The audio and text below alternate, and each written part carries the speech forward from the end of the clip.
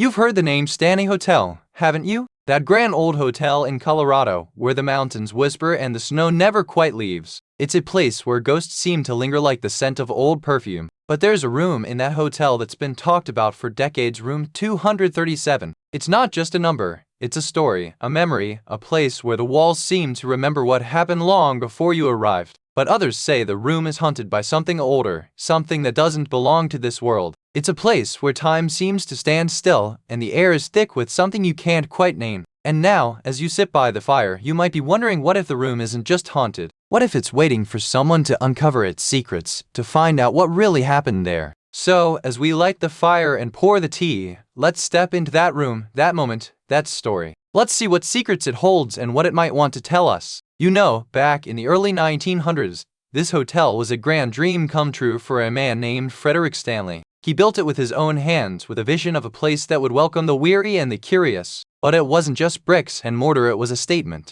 A place where the elite could come to escape the noise of the city and find peace in the mountains. But not everyone who stayed there left with happy memories. Some say the hotel itself has a will of its own, and room 237 was the first to whisper its secrets. You might think, how could a room be haunted? Well, sometimes it's not the room that's haunted, it's the people who stayed there and the stories they left behind. And that's where the legend of room 237 really starts. A place that welcomed the curious, the lost, and the desperate and never let them go. You remember the moment the first thing went wrong, don't you? It was just before midnight, and the room was quiet, save for the faint hum of the old AC. Then something shifted, just a little, like the air itself had changed. The clock on the wall ticked louder, almost like it was counting down. You glanced at your watch, and for a moment, it didn't match. Your own time felt stuck, like the room had swallowed it whole. You turned to check, but nothing was there. Just the faint smell of something old and damp, like the room hadn't been aired out in decades. And then you saw a single red shoe lying on the floor by the bed. It wasn't yours, not that you could remember, and it wasn't the kind of shoe you'd find in a hotel. It was too worn, too delicate, like it had been there for a long time waiting. You ever notice how some places hold secrets that won't let go? The Stanley Hotel's room 237, it's been a whisper in the dark for decades. Some say the door never closed properly, others claim the mirror never reflected the same face. In 1980, a woman named Patricia Cross checked into room 237. She had a history of mental illness, and the hotel staff noticed something wasn't right. Her room was never locked, and the door would sometimes creak open on its own. The hotel staff said she had a habit of wandering off, but there was no sign of her in the hallways. Her room had no signs of struggle, no blood, no fingerprints. Just a mirror that showed something no one could explain. Since then, room 237 has been closed off, but the echoes of Patricia's story linger. Some say the mirror still shows her, waiting for someone to finally see the truth behind the glass. If you ever find yourself in the Stanley Hotel, don't linger near the mirror. And if you do, don't look too closely. Some stories don't want to be told. I remember the way the air would still, like the world held its breath just before the lights flickered. Some say it was the ghosts, but I swear it felt like the hotel itself was watching. One guest told me they heard a door creak open on its own, but when they checked, there was no one inside, just a faint whisper of wind, like the room was breathing. Another said they saw a shadow move in room 237, but when they looked, there was only a faint outline of a figure, like a ghost caught in the corner of their eye. These stories don't make sense, but they all point to the same place. And that's when I start to wonder, are we hearing the truth, or are we just hearing what we want to believe? Whatever happened in that room, it left a mark. And some say, it's still waiting for someone to finally walk through that door and see what's inside. We started with the basics, checking the hotel's records, speaking to the staff. What we found wasn't just spooky, it was strange. The room had been vacated for years, but the key still worked. You can imagine the look on the front desk clerk's face when they tried the key and it turned with a satisfying asterisk, click asterisk. The first clue was in the room itself. The door was locked from the inside, but the key fit. We had to pry it open. The smell hit us first like old wood, dust, and something faintly sweet. It was the kind of smell that sticks with you, like a memory you can't quite place. Inside, the room was in a state of quiet decay. The furniture was untouched, as though time had paused. But what caught our attention was the mirror. It was cracked, but when we looked into it, we saw something that made our skin crawl. It wasn't us. We spent hours in the room, documenting everything. The temperature dropped in that space, even with the heater on. One of the staff members said they once heard a faint voice calling from the room. It was so quiet, they thought they were imagining it. The final clue came from the archives. Someone had written a note in the margins of a guest log dated the night of the incident. It just said, "It's not gone. It's still here." That kind of thing makes you feel like you're not alone in the dark. We left the room with more questions than answers. The hotel still stands, and the room is still there. But sometimes, the past has a way of finding you, even when you're not looking. You know, the thing that's really bugged me about room 237 is that no one ever talks about the mirror. Not once. It's like it's just there. Like it's not part of the room at all. You ever notice how sometimes the most ordinary things are the most haunted? It's not a cracked mirror, not even dusty. It's clean. Too clean. Like someone's been wiping it with a soft cloth. Every day, for years. And yet, you can feel it watching you, like it's not reflecting your face, but something else entirely. And here's the kicker, no one's ever seen it. Not even the hotel staff. It's like the mirror's a secret that the hotel itself is protecting. Or maybe it's protecting us. Maybe it's not meant to be seen at all. So what do you think? Is it a trick of the light? Or is it something else? Something that's been waiting for someone to look too long. And maybe, just maybe, it's waiting for you. Now, let's talk about the locals. They say the hotel's got its own kind of soul, and room 237 is just one of many that keep it awake at night. Some say the ghosts here aren't just from the past, they're the restless spirits of the present, lingering in the shadows of the hotel's ever-growing fame. People whisper that he was trying to build something more than a hotel. He was trying to create a place where the living and the dead could coexist. Some say he's still here, in room 237, trying to complete his work, but the hotel has refused to let him go. And so, the hotel lives on not just as a place to stay, but as a living, breathing monument to the stories that refuse to die. You know, sometimes the most unsettling mysteries aren't about what happened, but what never did. What if the real ghost isn't the one that walked the halls, but the one that vanished without a trace? Room 237 has been closed for decades, but its legend hasn't faded. Some say the room was never truly abandoned, it's just waiting for the next person who dares to enter. The hotel's own staff sometimes speak of hushed tones, a whisper of a door creaking, the faint echo of a footstep,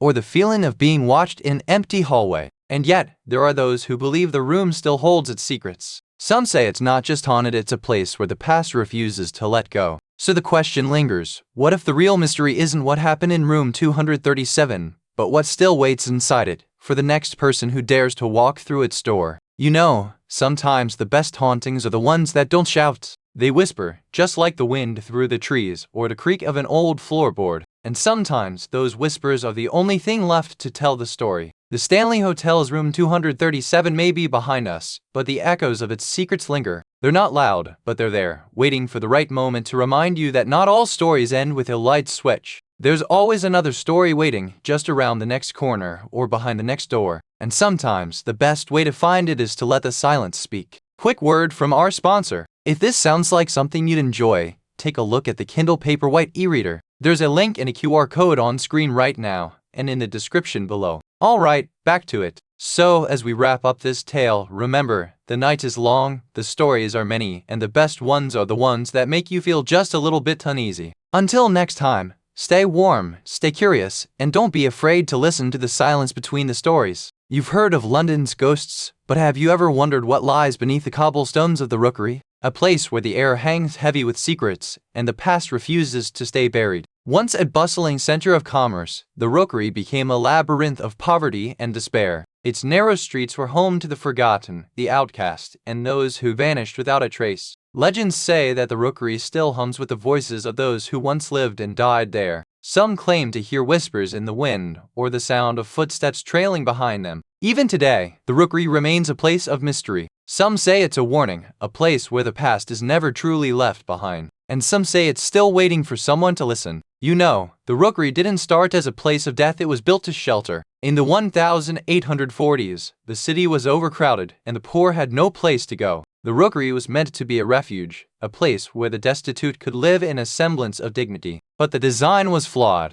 The building was narrow, with only one central courtyard. It was like a cage, trapping people in a loop of despair and disease. You could almost hear the murmurs of the sick and the hungry echoing through those stone corridors. It was called the poor man's cathedral for a reason. Inside, there were no bells, but the sound of suffering was louder. The Rookery was a place where the city's forgotten lived until the city decided they were no longer worth remembering. And then came the fire. In 1860, the Rookery burned to the ground. Some say it was a tragic accident. Others say it was a reckoning. but the smoke that rose from those stones has never fully cleared, and neither has the silence. You might not have noticed it at first, but there was a strange hush over the rookery, a silence that clung like dust, settling in the corners of the old buildings, as if the place had exhaled its last breath. The air smelled different too, like damp stone and something old, something that had been buried for decades. It clung to your skin, whispering that you weren't alone. Children stopped playing in the streets. The shopkeepers closed earlier, their hands trembling as they locked the doors. Even the cats seemed to avoid the alleys, their eyes wide with something ancient and fearful.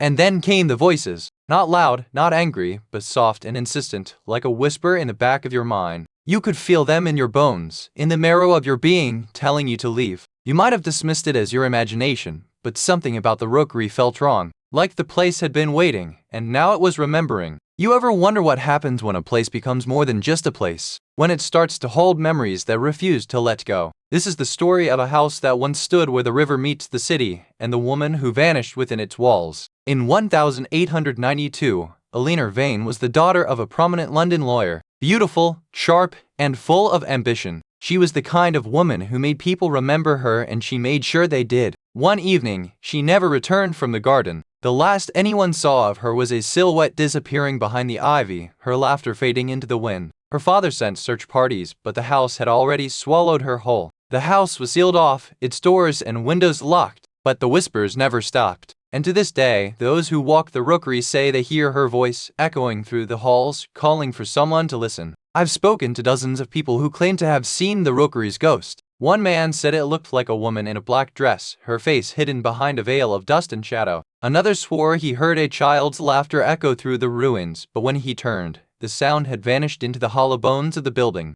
There's even a claim that the ghost can be seen in the reflection of the Thames at dusk, as if the water itself is holding a mirror to the past. Most of these accounts are fragments whispered in the dark, but they all point to one thing: the rookery is not just a ruin. It's a memory, a warning, and a presence that lingers. We began our investigation with a simple question. What if the rookery wasn't just a place, but a voice? What if it was calling us to remember something we'd long since forgotten? The first clue was a faded newspaper clipping tucked inside an old ledger. It spoke of a murder in the 1890s. A woman found in the alleyway with no trace of struggle, only a single, unbroken tear on her cheek. We followed the trail to the old St. Leonard's Church, where the parish records mentioned a woman named Eleanor Whitmore who vanished on the night of a lunar eclipse. No one remembered her, but the priest did. He whispered that Eleanor had been a caretaker, known for her kindness, but also for her strange habit of speaking to the stones in the churchyard. They listened, he said, and then they forgot.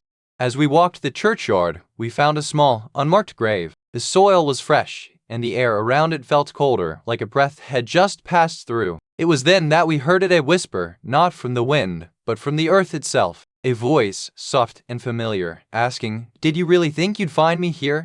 You ever notice how some places just hold their secrets tighter than others? The rookery wasn't just a building, it was a cage, and the last thing the victims ever heard was the sound of the iron gate slamming shut. The police found nothing. No bodies, no blood, just a pile of old newspapers and a faint smell of damp wool. It's like the building swallowed them whole and forgot to spit them back out. The one detail that's never been explained? Why did they leave their coats behind? No one ever took them, just hung them up, as if waiting for someone to come back and wear them again. The rookery was a place where time forgot to tick. You can still hear it, those whispers in the walls, the echo of a door closing, the sound of a voice that never quite fades away. You know, some say the rookery wasn't just a place, it was a person. A woman, they claim, who once lived there, her spirit now trapped in the walls, still whispering secrets to those who dare to listen. Others believe the rookery's curse comes from the very people who built it. The workers, the poor, the forgotten. Some say they were never meant to leave. Their ghosts still wander the alleyways, seeking escape. But don't take it too seriously. Some say the stories are just stories, just the way the wind moans through the cracks, and the way the shadows stretch too long at dusk. Still, there are those who swear they heard a voice soft like a lullaby, but calling them by name. And when they turned, there was nothing,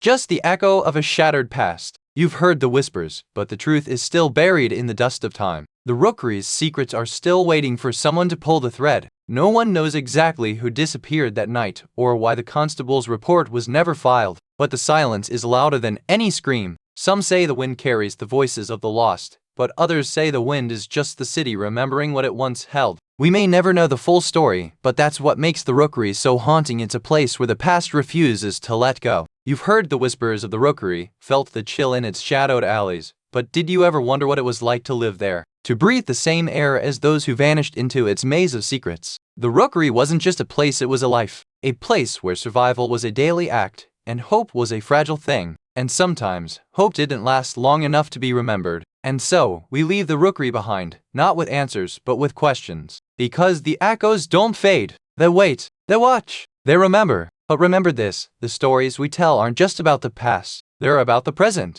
And sometimes, the present is just the echo of something much older. So, dear listener, as the night deepens and the fire dims, ask yourself what stories are waiting for you in the silence. And if you hear something, don't be afraid. Just remember, sometimes, the best stories are the ones that never end. You've heard of the Eastern State Penitentiary, that old prison in Philly where the walls still whisper secrets. It was built in the 1820s, a place where they tried to reform the worst of humanity only to end up trapping them in silence and despair. It was supposed to be a model of enlightenment, a place where prisoners were to reflect and reform. But the reality was far darker. They locked men in solitary cells with no light, no sound, just their own thoughts and the sound of their own breathing. Quick word from our sponsor. If this sounds like something to enjoy, take a look at the Amazon Echo Dove smart speaker. There's a link and a QR code on screen right now, and in the description below. Alright, back to it. Over the years, rumors began to swirl. Some said the place was haunted by the voices of the damned. Others claimed that the spirits of the prisoners still wandered the halls,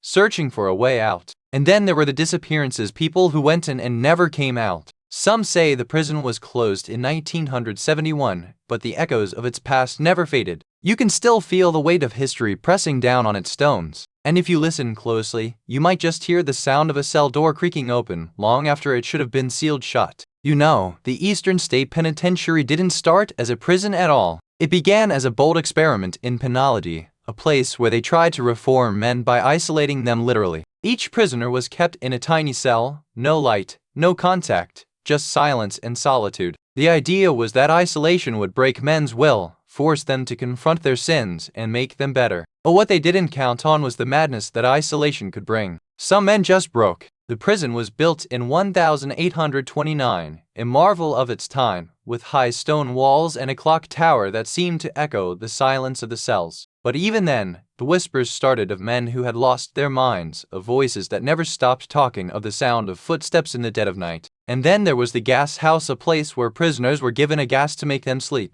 But some say the gas didn't work as intended. It left them confused, hallucinating, and haunted by visions of their own past crimes. The prison was supposed to be a place of redemption, but it became a place of suffering. Men were locked away, not just for their crimes, but for the madness they brought with them. And some of them never left. You remember the day you first heard about the prison? It was a cold February, and the wind howled like a ghost through the steel gates. You laughed when they said it was haunted, but something in your gut said otherwise. The first time you visited, it was just a tour. The guide spoke of isolation cells and solitary confinement, but you noticed the silence felt too heavy, like the walls were holding their breath. Then came the stories. A woman claimed she saw a figure in the prison yard, standing under the old clock tower, never moving, never speaking. You thought it was just another tale, but the air felt different at night. You started noticing things, doors that didn't need to be opened, whispers in empty rooms, and a strange chill that followed you home no matter where you went. You told yourself it was just the weather, but then you saw the footage.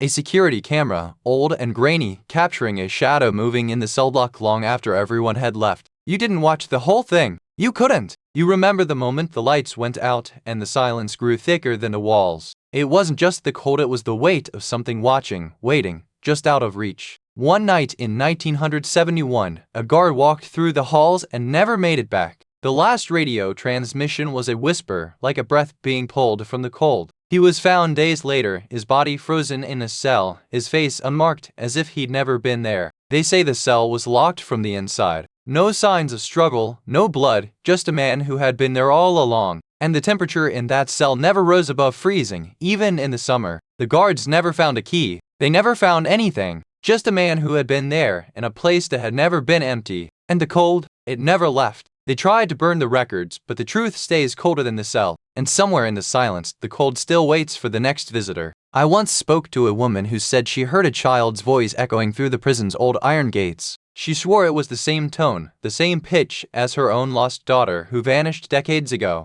She described the sound as a whisper, just like the one she'd heard in her dreams, soft, pleading, and always just out of reach. Some say it's the ghost of a boy who died in solitary confinement. Others claim to hear footsteps in the night, the sound of chains clinking, or the faint creak of a door that never opens. One visitor said they saw a shadowy figure standing at the top of the prison's highest cell block, looking out over the city like it was waiting for something. And then there are the workers who say they see things in the night, glowing eyes in the dark, or the flicker of a light in a cell that was long sealed. They say it's not just the past that lingers here, but the pain of it. These are not just stories, they are echoes of something real, something that lingers in the silence between the stones and the dust of this forgotten place. And sometimes it seems like the place is listening. The first thing they noticed wasn't a ghost, but a door that shouldn't have been there. A small, warped wooden panel, barely visible behind a rusted iron gate, leading to a pitch-black corridor that hadn't been mapped in decades. When they pried it open, the sound was like a whisper of wind through a broken window.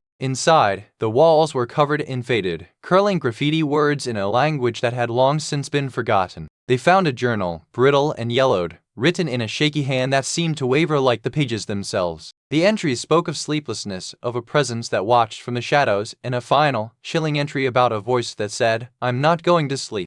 The most unsettling thing wasn't the journal, it was the fact that the handwriting matched the record of a long-dead prisoner who had been reported as missing in action during a riot years ago. And then, there was the smell, a faint metallic tang that clung to the air, like blood on old stone, but no one could say where it came from or how it had gotten there. You know, the thing that has always stuck with me isn't the screams or the cold. It's the one detail no one can seem to explain. Every time we go back, we hear the same whispers, the same footsteps, the same cold. But there's always that one thing, something that's just there. No one can say for sure what it is. No one can say where it came from. And that's what makes it so unsettling. You ever think about what it is that haunts us? Not the screams, not the cold, but something just out of place. That's the one thing we can't explain. That's the one thing that never goes away. Some say the screams you hear at night aren't just echoes of the past, they're the voices of the men who built the walls, trapped in the stone like the rats they once tried to hunt. Others whisper that the prison's architects, obsessed with isolation, built it so tight the souls inside couldn't even bleed out, so they're still trapped, bleeding out in silence. And then there are the ones who think the prison itself is alive, that the cold isn't just from the air, it's from the walls, remembering what they once held. Some say the best way to find out the truth is to stay just a little longer and see if the cold gets colder and the silence gets louder. They say the prison never really closed, that the cells still hold their breath and the walls still remember the screams. You ever wonder what happens to a place that never lets go? Some say the last prisoner, a man named Frank Lefty Lewis, never left. Others say he left, but the ghost of his rage still lingers in the cells he once called home. You ever wonder if some prisons are just too full? You've walked through the bones of the past, where silence speaks louder than screams. What do you think lingers in the cold, old stone?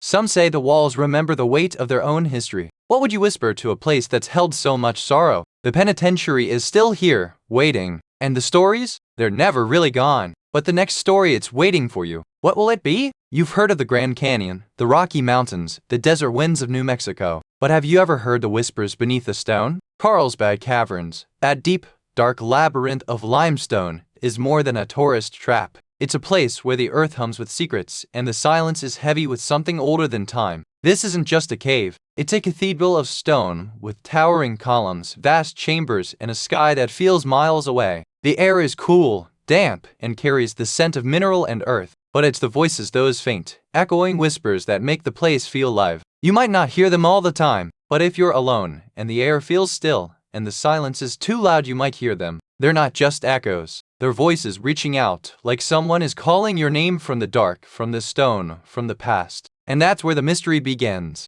Who are these voices? Are they guides, warnings, or something more ancient? The caves have a story to tell, but it's not one you'll find in a brochure. It's a story that lingers in the silence, in the stone, and in the hearts of those who listen closely enough. You might be wondering, how did these voices even get there? Well, Carlsbad Caverns wasn't always a tourist destination. In the early 1900s, it was a place of wild, uncharted beauty, and the first explorers weren't exactly gentle souls. Quick word from our sponsor. If this sounds like something you'd enjoy, take a look at the Apple AirPods 2nd generation. There's a link and a QR code on screen right now, and in the description below. Alright, back to it. One of the first recorded expeditions was led by a man named Bertha Brandt, a botanist with a fierce curiosity. She and her team braved the caves in 1903, mapping out passages and collecting specimens, but not without some strange happenings. Some say the caverns have a way of trapping sound, bending it through the stone and twisting it into something unnatural, but others believe the voices are remnants of those who came before, still lingering in the dark.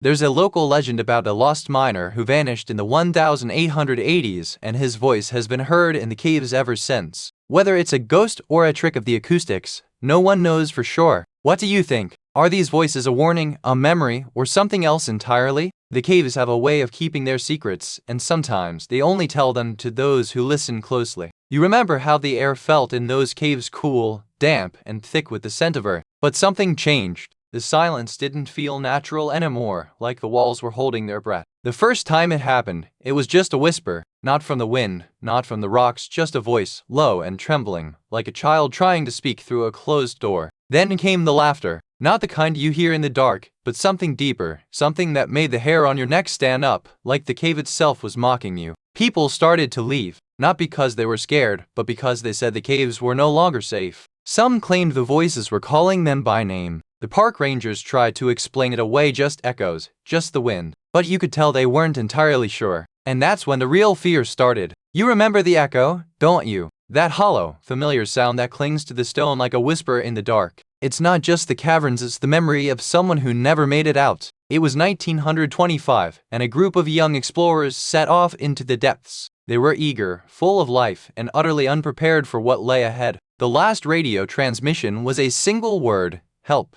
The cavern swallowed them whole. No bodies were ever found, only the echoes and the silence that followed. To this day, visitors report hearing voices in the dark. Some say they're calling for help, others say they're just talking. But the real question is, who are they calling? And if you listen closely, you might hear them too. Just one word, just one voice, just one question that never gets answered. I met a woman in Santa Rosa who swore the caves whispered to her. She said she's been there for decades, and the voices only come when the air is still and the silence is thick. She described voices that sound like old radio static, like someone trying to call her name through a crack in the wall. She says they are not angry, just waiting. One man told me he heard a voice in his head while exploring, telling him to turn back. He did, and never returned. His last message was a note left in a cave, asking for help. These voices are a warning, or a lullaby. They're part of the caves, and they've been waiting for someone to listen. We followed the trail of whispers through the twisting passages, and what we found was more than just echoes, it was a map of the unknown. Every step felt like we were being watched, not by eyes, but by something that knew our names. The deeper we went, the more the air grew heavy, thick with the scent of damp stone and something older, something that had been here long before the caves were ever mapped. It was as if the walls themselves were breathing. We tried to cross-reference the recordings with the old journals and letters from explorers who had vanished here. What we found was chilling, a pattern of disappearances, all in the same areas where the voices were strongest. The final clue came from a single, unmarked grave deep in the canyon. The epitaph was barely legible, but the name was familiar, a woman who had disappeared decades ago, her last known location being these very caves. It was as if the ground itself had remembered her. And so we left the caves with more questions than answers, our hearts heavy with the weight of what we had heard. The voices still echo in our minds, a reminder that some mysteries are not meant to be solved, only honored. You've heard the whispers in the stone, the echoes in the deep. But there's one thing that's never been explained, and it's been gnawing at the edges of every investigation, like a shadow that won't leave. It's not the voices, not the footsteps, not even the laughter.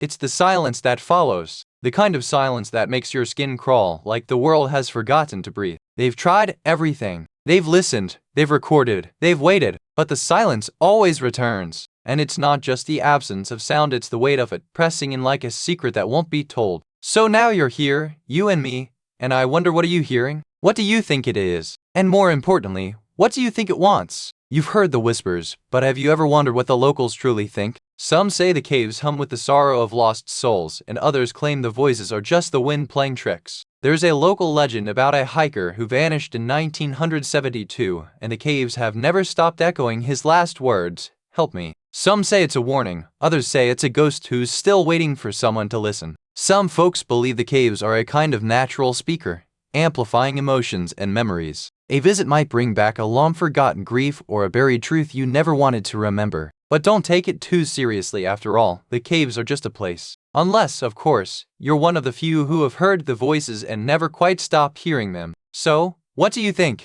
Are you brave enough to hear them for yourself, or will you let the silence keep your secrets safe? You see, no one really knows what happened to those voices. They just stopped. One day, they were there, and the next, they weren't. It's like the caverns took a breath and exhaled them into silence. The park has since been visited by millions, but no one has ever heard those voices again. It's as if the caverns themselves are holding their breath, waiting for someone to ask the right question. So, if you ever find yourself wandering those dark halls, listen closely. Maybe the caverns will speak again, or maybe they're just waiting for someone to hear them. And remember, sometimes the most terrifying thing isn't what you see, it's what you don't hear. You ever notice how silence can be the loudest sound? Sometimes, the absence of noise is where the whispers begin. The caves don't just hold stone and silence, they hold memory. And sometimes, memory speaks in a language we can't quite translate. So, as we wrap up this tale, remember, the voices that linger aren't always ghosts. They might be the echoes of those who came before, waiting to be heard.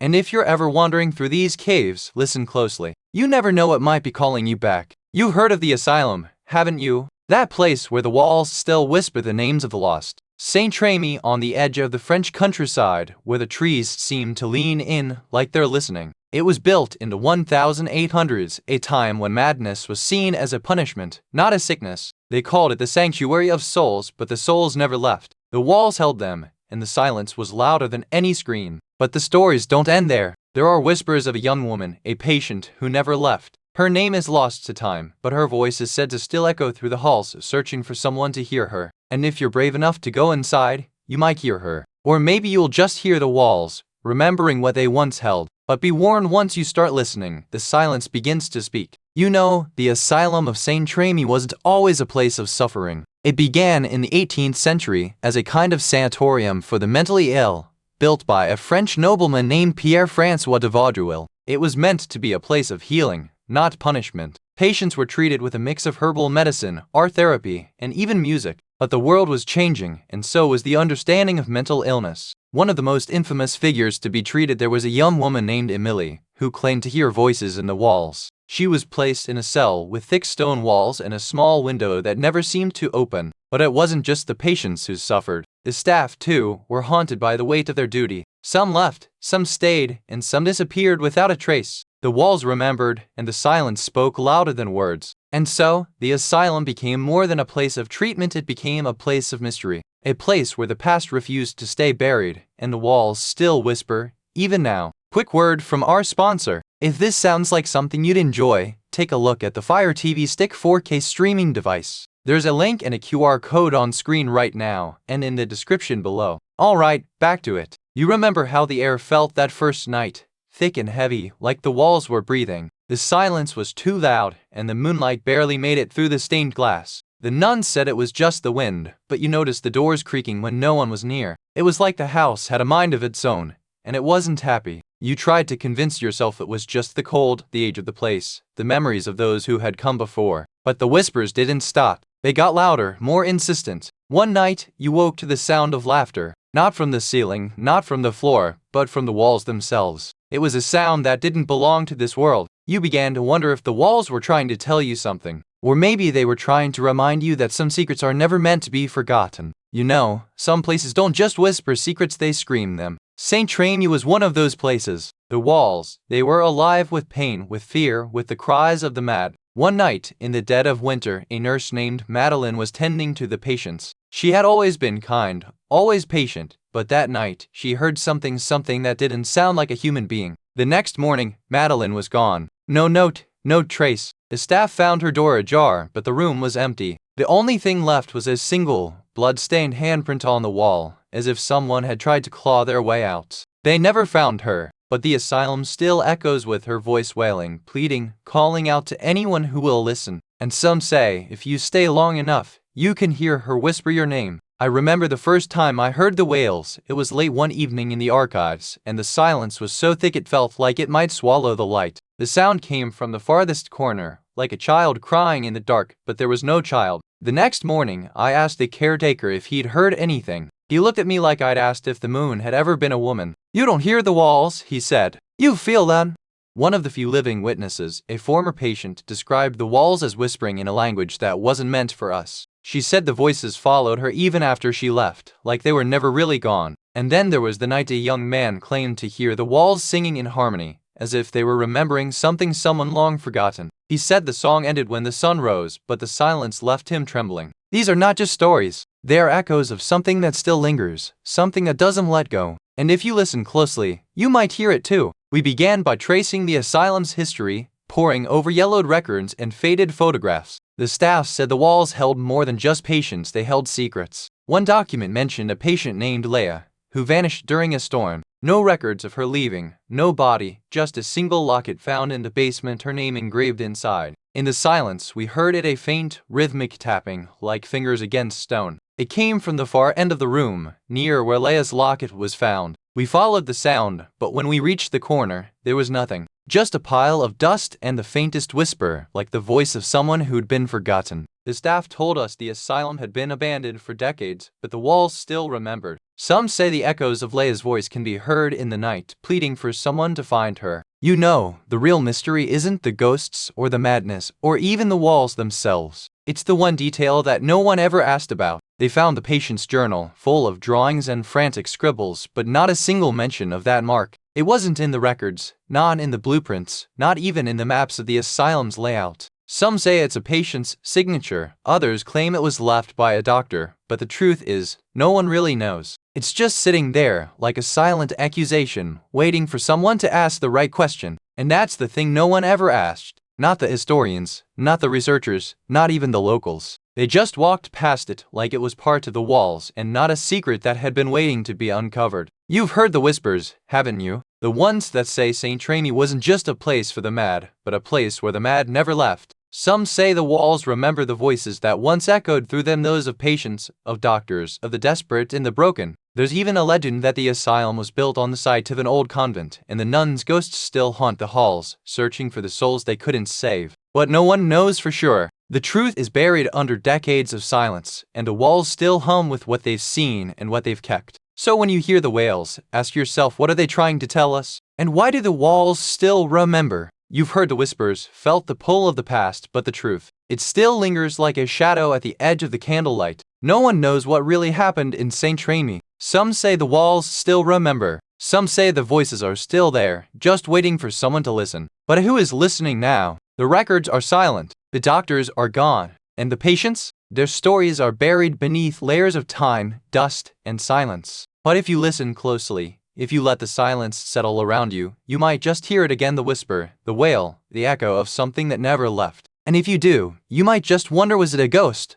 Or was it just the end of a story that never finished? You've heard the whispers of St. Remi, but have you ever wondered what the walls might be telling you now? Maybe they're not just echoing the past, they could be speaking to you. Sometimes the most chilling stories aren't the ones we hear, but the ones we feel. A cold draft slips through a cracked window, brushing against your cheek as if the building itself is trying to warn you. The walls remember more than we do. They hold the echoes of laughter, of pain, of love, and of the ones who were never meant to leave. And as you step away, the silence returns, but it's not the same silence. It's softer, heavier, like the weight of a story waiting to be told. So, what will you do next? Turn back, or step deeper into the unknown? The walls are waiting, and they always have something to say. You've heard of the Asylum of St. Remi, haven't you? That place in the south of France, where Van Gogh spent his last days. It's got a story that lingers like the scent of lavender in the wind. But it's not just the artist who haunts this place. Rumors whisper of something deeper, something that clings to the air like the last breath of a dying soul. Some say the spirits of the patients who were locked away still wander these halls.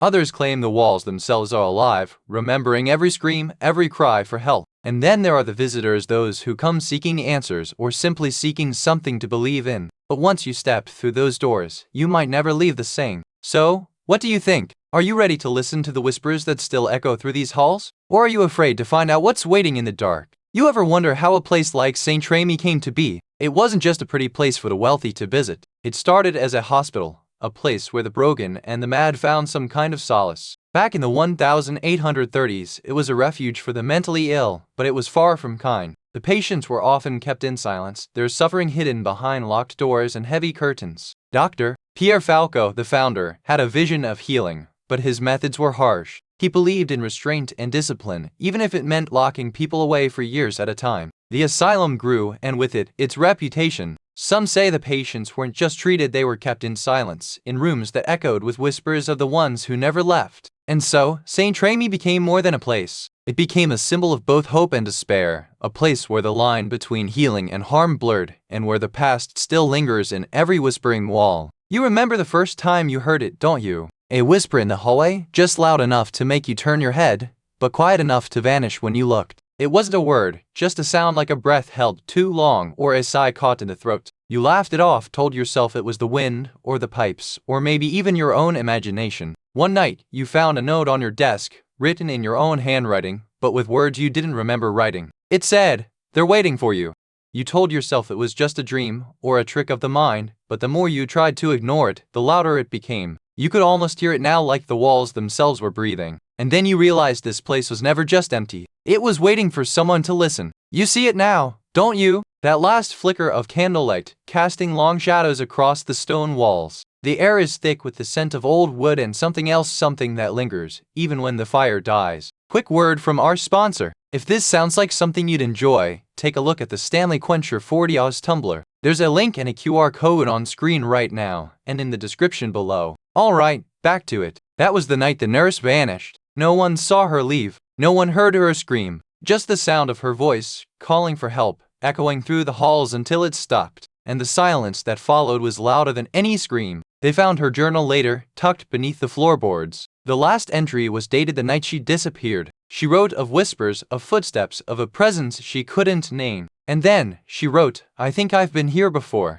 The asylum closed that same year. The walls were sealed, the doors locked, but the whispers never stopped. And some say, if you listen closely enough, you can still hear her voice calling for help, just before it fades into the silence. So, dear listener, if you ever find yourself near St. Remy, take a moment. Listen. And maybe, just maybe, you'll hear her too. But be careful, some voices don't want to be found. I spoke to a retired nurse who once worked at St. Remy. She said the walls would hum in the dead of night, like a lullaby gone wrong. She swore the sound was too precise, too deliberate. One patient claimed the voices would follow her through the halls, whispering her name. She said they were not kind, but familiar, like a mother's voice, but with a knife in it. A visitor once described seeing a figure in the garden, wearing a nun's habit, but with a face that seemed to shift. She said it never looked at her, but always followed, just out of the corner of her eye. And then there's the story of the child who never left. A woman who claimed to hear a small voice calling her from the basement. She said it was a boy, no older than 6, and that he never stopped asking for his mother. These are just stories.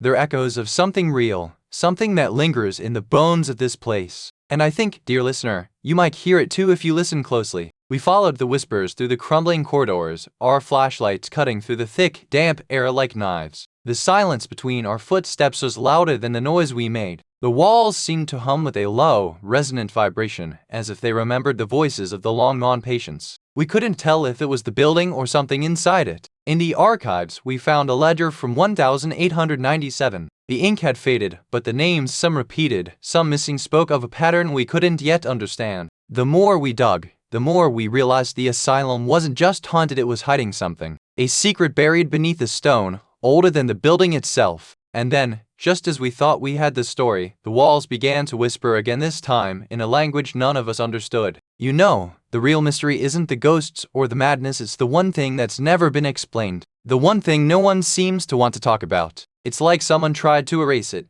but the ink still bleeds through the paper. Some say it's a secret about the asylum's origins, others whisper it's a name that should never be spoken. They say the asylum was built on sacred ground, but maybe it was built on something else entirely. Something that still watches from the shadows. Every story you've heard tonight has led to this moment. But the truth, it's not in the ghosts, it's in the silence. The silence that lingers after the last whisper fades. So, I'll leave you with this. The walls of St. Remy don't just remember the past. They remember the ones who tried to forget. Some say the walls of St. Remy still hum with the voices of those who were never meant to leave. Did they all vanish, or did they simply stay? You've heard the whispers, but have you ever wondered who's listening? Local historians claim the asylum's original founder, a woman named Marguerite de Montreuil, had a vision of a girl in white. Some say it was a warning, Others say it was a ghost she couldn't outrun. One of the most persistent rumors is that the asylum's basement still holds the bones of those who were never found. But if that's true, why do the ghosts never answer when you call out?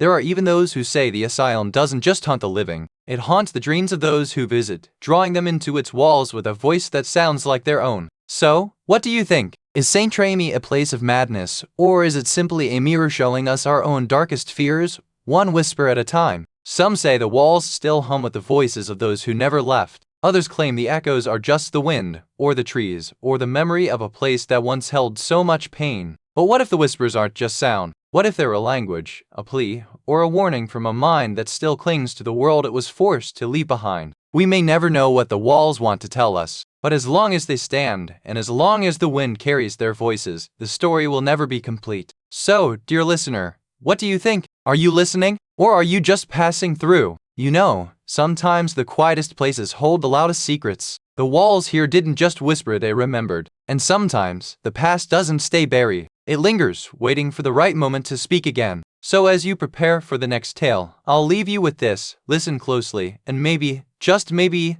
you'll hear it too. Stay warm, stay curious, and don't let the silence scare you. We are here, and we'll always be listening. You've heard of the Chicago River, but have you ever wondered what it looked like before it became the city's lifeline? Before it was a place of commerce and movement, it was a place of tragedy and sorrow, and the SS Eastland was its first great ghost. This was no ordinary ship, it was a luxury liner, built in 1915 with grand promenades, chandeliers, and a promise of a voyage that would take passengers from the city's shores to the heart of the Great Lakes. But on the morning of May 31, 1915, it set sail with a different kind of cargo, not passengers, but a cargo of sorrow and secrets waiting to be unearthed. The ship was caught in a sudden storm, and within hours, it lurched and groaned as the water began to rise. The passengers were trapped, the ship was sinking, and the tragedy that followed would haunt the river for decades. And now, more than a century later, the SS Eastland still lingers in the river, a silent witness to the past, a ghost that refuses to be forgotten. You know, the Eastland wasn't always a ghost ship. It started as a grand, floating hotel for the rich, built in 1915 with all the luxury of a Parisian salon, but with a Chicago skyline view. It was called the Carnegie of the Water because it was so fancy, and it made its debut with a party that would have made the most glittering ballroom blush. The man behind it all was William C. And the day it sank, it was a Tuesday, April 27, 1915. The weather was calm, the mood was festive, and the ship was packed with people who never knew it would be the last time they'd see their families. So you can imagine, as we look back, it wasn't just a ship that went down, it was a whole world that vanished in a heartbeat, and the stories of those who were lost still echo in the water. You know how sometimes the sky feels heavy, like it's holding its breath? That's what it was like that morning, as if the world had paused just to watch the Eastland drift out of sight. The crew was used to the river's moods, but this was different. A kind of hush settled over the docks, like the air itself was holding its breath. The captain had a habit of saying, "The river never lies." But that morning, it looked like it was trying to tell us something we weren't ready to hear. And then, just as the last of the ship disappeared into the mist, a strange sound came from the water, a low, mournful groan, like the river was sighing. It was the first whisper of the tragedy to come. A warning, maybe, or just the river remembering what it had seen. You see it now, the Eastland, a grand riverboat, all polished brass and polished lies, hanging out on a sunny morning in 1915, full of people who thought they were safe. But then, without warning, the water rises, and the ship tilts, and the world turns upside down. You can almost hear the screams and the crash of the steel hull against the riverbed. Some say the Eastland is still there, waiting for the right moment, the right fog, to rise again from the river and pull the unwary into its depths. And some say the whispers you hear at night, the sudden silence in the middle of a storm, are the voices of the lost, still calling for someone to remember them. Some survivors remember the ship groaning like a wounded beast, its steel bones rattling as if it were alive. One old man said he saw the water rise like it was holding its breath, waiting for something to come up. A woman who lived near the river said the air was thick with the sound of sobbing, like the city itself was mourning. She swore she heard the ship's whistle wail one last time, like a lullaby for the lost. Quick word from our sponsor. If this sounds like something you'd enjoy, take a look at the Kindle Paperwhite e-reader. There's a link and a QR code on screen right now, and in the description below.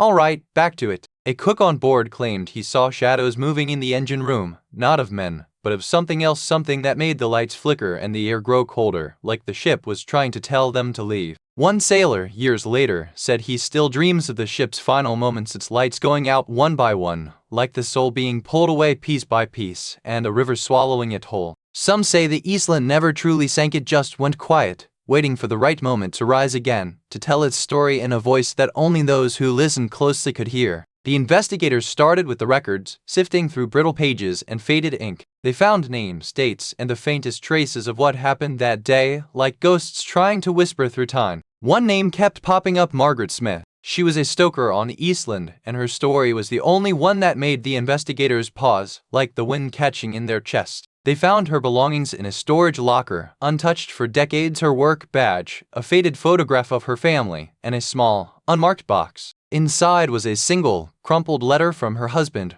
written in trembling handwriting. The letter spoke of fear, of the ship listing, of a scream that echoed through the corridors. It ended abruptly, as if the words had been torn from her hand before she could finish. The investigators kept digging, and what they found wasn't just a story of tragedy, it was a story of survival, of silence, and of a woman who refused to be forgotten, even after the sea took everything else. You know, there's one thing about the Eastland that has always bugged me: no one ever figured out why the ship's bell didn't ring that day. It was a quiet Sunday morning, and the last thing anyone heard was the sound of the bell. But it didn't ring. Not once. Not at all. You think about it, what if the bell was the last sound of the ship? What if it was the last sound of the people on it? Maybe it wasn't broken. Maybe it just never rang. Maybe it was silenced by the water before the ship ever hit the bottom. There are so many theories, of course. Some say the bell was locked away, others say it was never installed. But the truth, no one knows, and that's what makes it so strange. The bell was there. It was real. And yet, it didn't ring. Not once. Not at all. It's like the ship didn't want to be heard. Like it was trying to fade into the water, into the fog, into the silence of the Great Lakes. And maybe, just maybe, it's still trying to be heard. Just not by us. So, if you're ever in Chicago, and you walk by the river, and you hear a faint sound in the distance, just a single, lonely ring, maybe it's not the wind. Maybe it's the Eastland. And maybe it's waiting for someone to finally answer its call. You've heard the names, but some locals still whisper that the Eastland wasn't just a ship, it was a curse. They say the river knows its name, and the water remembers its fate. They tell of old men who swear they've seen the ship's ghost at low tide, its black hull glinting like a mirror, with no sails, no crew, just a hollow sound of waves against its side. And then there are the stories of the women, those who survived, but were never the same. Some say they can still hear the ship's voice in the night, calling them back to the water. So when you hear the wind, or the water, or the faintest echo of a whistle, you might just want to listen. Because sometimes, the river doesn't just remember the Eastland, it's waiting for you to remember it too. You've heard the stories of the Eastland, but what about the ones that never ended? The names that vanished without a trace, the faces that never made it to the headlines. Some say the ship took more than just lives, some say it took the very soul of the river itself, and it's still waiting for someone to listen. There are still people who swear to hear a whistle in the night, or feel a chill when they pass by the old wharf. Some say it's not the ship that lingers, but the people who were on it. And so we wait, hoping that one day, the truth will surface like the ship did, only this time, it might not be too late to save someone. You've heard the echoes of the Eastland, but have you ever wondered what it's like to walk where the water still whispers its secrets? The river doesn't forget. Some say the wind carries the names of those who fell, and if you listen closely, you might hear them calling from the depths. And as you leave, the river may not say goodbye, it may simply ask you to remember. Now, let's turn the page. There's another story waiting, just beyond the edge of the light. You've heard of the Lodora Falls, haven't you? That shimmering ribbon of water, so clear it seems to glow in the sunlight. But what you may not know is the way the mist clings to the rocks, and how the wind whispers through the trees like a voice from the past. This place has a history as deep as the river itself. It's said that the water runs cold, not just from the mountain, but from the sorrow that lingers in its currents. Some say the river remembers what happened here. There's a story, a whisper passed down through generations, of a young woman who vanished near these falls. Her name is lost to time, but the river remembers her, and so does the mist. So, as we step into this place, I wonder, what will the water show us? What secrets does the river hold, and why does the mist linger as if it's waiting for someone to listen? You know, the first whispers of Lodora Falls came from a woman named Margaret who claimed to see a ghostly light in the mist. She said it was a beacon, a warning, not a guide. Margaret was a traveler, a kind of wanderer who took to the mountains for solace. She believed the light was a soul trying to reach someone, not a spirit lost in the water. The light was seen for years by others, but never caught on camera. It was said to appear only in the early morning, just as the sun was rising, casting long shadows across the rocks. Some say the light was a message from the past, a reminder of those who had drowned in the falls. Others say it was a trick of the light, a mirage that kept the lonely company of those who dared to look. And so, the legend of the luminous shadows began, a story that has never been proven, but never been forgotten, either. You might not have noticed it at first, but the air around Lodora Falls had changed. A strange stillness settled over the water, as if the river itself had paused to listen. People began to mention the lights flickering, pale things that danced along the rocks at dusk. They said they weren't reflections, but something else entirely. The locals started to whisper. Some said it was the spirit of a woman who had drowned, her soul trapped between the water and the earth. Others believed it was a warning. No one could say for sure what the lights meant, but they grew bolder, more frequent. And with them came the first real sense that something was terribly wrong. You remember the old tales of the river? Well, this one's different. One summer, a young woman named Clara vanished near the falls, just like that. No footprints, no scream, no trace. It was as if the water had swallowed her whole. The locals called it the silent swallow. They said the river had a memory, that it would take those who strayed too close, especially those who looked too long into its depths. Clara had been taking photographs, capturing the beauty of the falls, unaware of the danger that lay beneath. No one ever found her body, and no one ever explained how she vanished. Some say the river took her, others say it was a warning. But what's clear is that the not just in the water. And if you ever feel the need to take a picture of the falls, remember this: the river remembers. And sometimes it remembers more than it should. I've spoken with a retired teacher from Vermont who claims she saw a figure in the mist near Lodora Falls, tall, thin, and wearing a yellow dress. She said it looked like someone from a century ago, like it was waiting for someone. Another witness, a hiker from Colorado, swore he heard a child's laughter echoing from the rocks. He said it wasn't the wind, and it wasn't any kind of natural sound, just a voice calling his name. One local said she saw a light flickering near the old ranger station, like a candle in a window. She tried to get a closer look, but when she reached the steps, the light was gone, and the door was locked from the inside. There are whispers of a woman who once lived in the area, a mother who drowned her child in the falls and then herself. Her ghost is said to walk the banks, searching for her daughter's soul. Some say the best way to see her is to stand at the edge of the falls at midnight, when the mist is thickest and the light is darkest. But be warned, once you see her, you can't look away. We followed the trail of whispers, past the rusted gate and into the thicket. The trees here don't just stand, they lean, as if listening. Quick word from our sponsor. If this sounds like something to enjoy, take a look at the Amazon Echo Dot smart speaker. There's a link and a QR code on screen right now, and in the description below. Alright, back to it. The air smelled of damp stone and something older, like the memory of a fire. We paused at the edge of the falls, where the mist clung to our faces like a ghost sigh. One of the researchers found a rusted lantern half buried in the soil, its glass cracked but still glowing faintly. It was as if the light had been waiting, just out of reach. Then there were the voices, whispers that echoed from the rocks, not from any direction. They seemed to rise from the water itself, like a song half remembered. We left with more questions than answers, but with a sense that we disturbed something ancient, something that had been waiting for us to come back. You've heard the whispers, felt the pull of the falls, but there's one thing that has never made sense. A single detail, buried deep in the records, that no one can explain. Every witness claims to have seen those lights, flickering like fireflies above the water, but no one knows where they came from. Some say they were lanterns, others say they were something else entirely. The official report says it was a prank, a group of teenagers playing with flares and flashlights. But the locals never bought it. They saw more than just light that night. And still, no one has ever found the source of those lights. It's as if the falls themselves remember something the world has forgotten.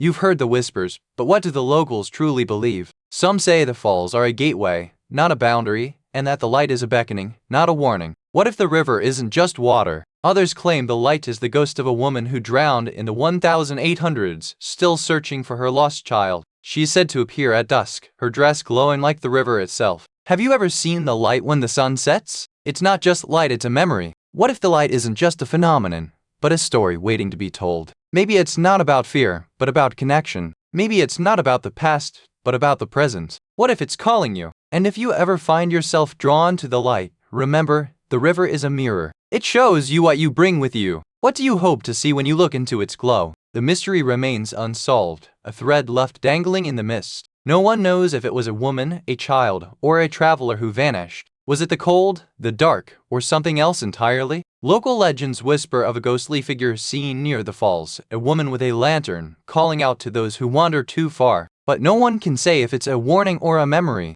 The river itself seems to remember. Its waters have carried secrets for centuries, and stones beneath it hold stories that time has not erased. We may never know the truth, but we can still listen. The falls still sing, and the mist still dances. And if you're ever near the edge, remember, some places are not meant to be left behind. You've followed these luminous shadows through the mist, through the years, through the echoes of those who came before. But what do you think lies just beyond the reach of the lantern light? There's always more to the story than we can see, more than we can say. Maybe the truth is just waiting, like the last flicker of a candle in the dark. And maybe, just maybe, the next tale will be the one that finally makes you look over your shoulder. Or not. Either way, you're not alone in this. So, if you're still listening, I'd say you're a brave soul. Or maybe just a curious one. Either way, we've got more stories to share. Stay with me. You've heard of the Gilded Age, but have you ever wondered what happened behind those gilded doors? This house, once a symbol of wealth and power, now whispers secrets in the wind. What could have turned a grand estate into a place of dread? Built in the late 1800s, this wasn't just a home, it was a hub of political intrigue and scandal. Stanford White, the architect, designed it for a man who was more than a bit complicated. But what happened after the owner left? The rumors began after a young woman was found dead in the garden, her body never fully explained. Then the lights went out, and the servants started hearing voices. Some say they were just echoes of the past, others insist they were warnings. Even today, people say the house is still alive. It watches, it waits, and it remembers. What did it remember? And why does it still whisper to those who dare to stay too long? You ever wonder how a house becomes haunted? Well, this one started with a man named Stanford White, who was more architect than anything else. He built this place in the late 1800s, right after the Civil War, with a vision of grandeur and power. Stanford was part of the Gilded Age elite, a time when money and influence were the real currency. He designed some of the most iconic buildings in America, but this house was his personal masterpiece, a place to show off his wealth and taste. Louise was more than just a wife, she was a force. Some say she ran the house, others say she was a secret artist, and a few say she knew more than she let on. But whatever the truth,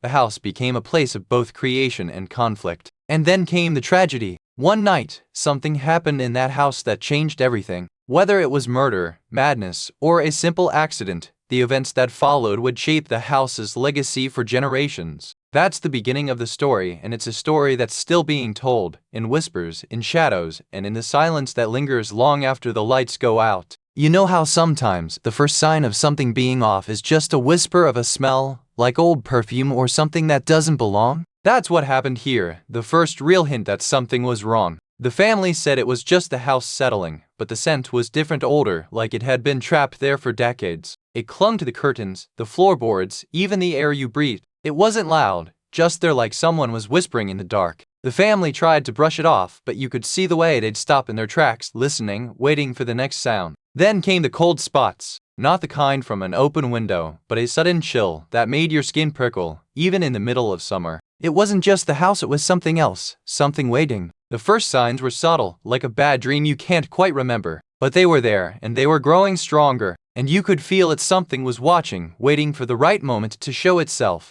You know, the real horror isn't the ghosts, it's what happened to the people who lived here. And that poor woman, the one who vanished without a trace. Her name's been lost to time, but her story lingers, like a whisper in the walls. It was the early 1900s, and the house was a place of grandeur and secrets. But behind the gilded doors, something darker was brewing. The woman was found in the cellar, her things left untouched, as if she'd just stepped out for a moment. Her husband, the builder, was obsessed with the house. He poured his life into it, and in return, it took something from him: his mind, his peace, and finally, his life. He died in the house, alone, in the very room she vanished from. The house was abandoned soon after, but the echoes of their tragedy remain. You can still hear her laughter in the halls, and the wind carries the sound of his desperate cries. It's a place of love and loss, and it never lets go. You've heard the whispers, but what about the voices? Some say they hear a woman's laughter echoing through the halls, always just out of reach, like a memory that refuses to fade. One man, a retired teacher, swore he saw her in the garden, standing by the fountain, her dress flowing like water, though she wasn't there when he looked again. There's also the man who claimed he was followed through the house by a shadow that never moved with him, only stayed just ahead, as if guiding him to a place he wasn't meant to find. These aren't just stories, they're the echoes of a past that refuses to stay buried. What do you think she's trying to tell us? The investigators came with notebooks and a quiet sense of dread, like they were stepping into a room where the walls had ears.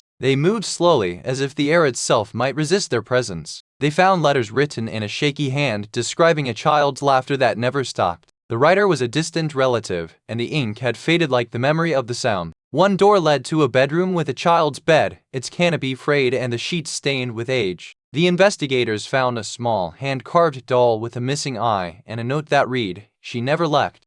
They found no bodies, no evidence of a crime, only the lingering echo of a child's voice and the sense that something or someone had been waiting for them. You know, the thing that's always bugged me is this one detail. The one thing no one seems to want to talk about. The one thing that has never been explained. It's not the murder, not the disappearance, not even the ghost. It's something else. Something smaller. Something that should have been simple, but somehow, it's not. Quick word from our sponsor. If this sounds like something you'd enjoy, take a look at the Fire TV Stick 4K streaming device. There's a link and a QR code on screen right now, and in the description below. Alright, back to it. You think about it, don't you? You think, what if the watch was the key? What if it wasn't just a symbol, but a clue? What if it was never really lost at all? And you wonder, what if the watch was never meant to be found? What if it was a message? A warning? Or maybe a promise? You've heard the whispers in the back of the diner, the ones that say the White House isn't just a building, it's a place that remembers. Some say the walls are lined with the echoes of the past, and the ghosts don't just haunt the halls, they haunt the people who live here now. There's a story, passed down like a family heirloom, about a young mother who disappeared one stormy night. They say she was never found, but the house still remembers. Some say the wind carries her voice on the coldest nights, a lullaby only the children can hear. Some say the house is cursed, that it's not just the past that lingers here, but the weight of the people who tried to escape it. Others say it's a warning, a place that traps those who try to leave with unfinished business. And then there are the ones who say the house is just a place like any other, but that it's the people who live here who carry the burden. That the house is a mirror and the ghosts are just reflections of what we've all forgotten. So, what do you think? Is it the house that remembers, or is it the people who never let go? Maybe the answer isn't in the walls, but in the stories we tell ourselves to keep the past alive. There's something about this case that refuses to let go. It clings to the edges of our understanding, like a shadow that won't fade. We've pored over every record, every whisper of testimony, but something always slips through our fingers like the last note of a song that never finishes. And yet, the most haunting thing isn't what we don't know, it's what we've forgotten to ask. What if the truth isn't just lost, but buried? So here's the thing, dear listener. Sometimes the most terrifying thing isn't the ghost, it's the silence that follows. You know, sometimes the most haunting stories are the ones that never quite end. And as we leave the Stanford White House, I wonder what secrets still linger in the silence of its halls.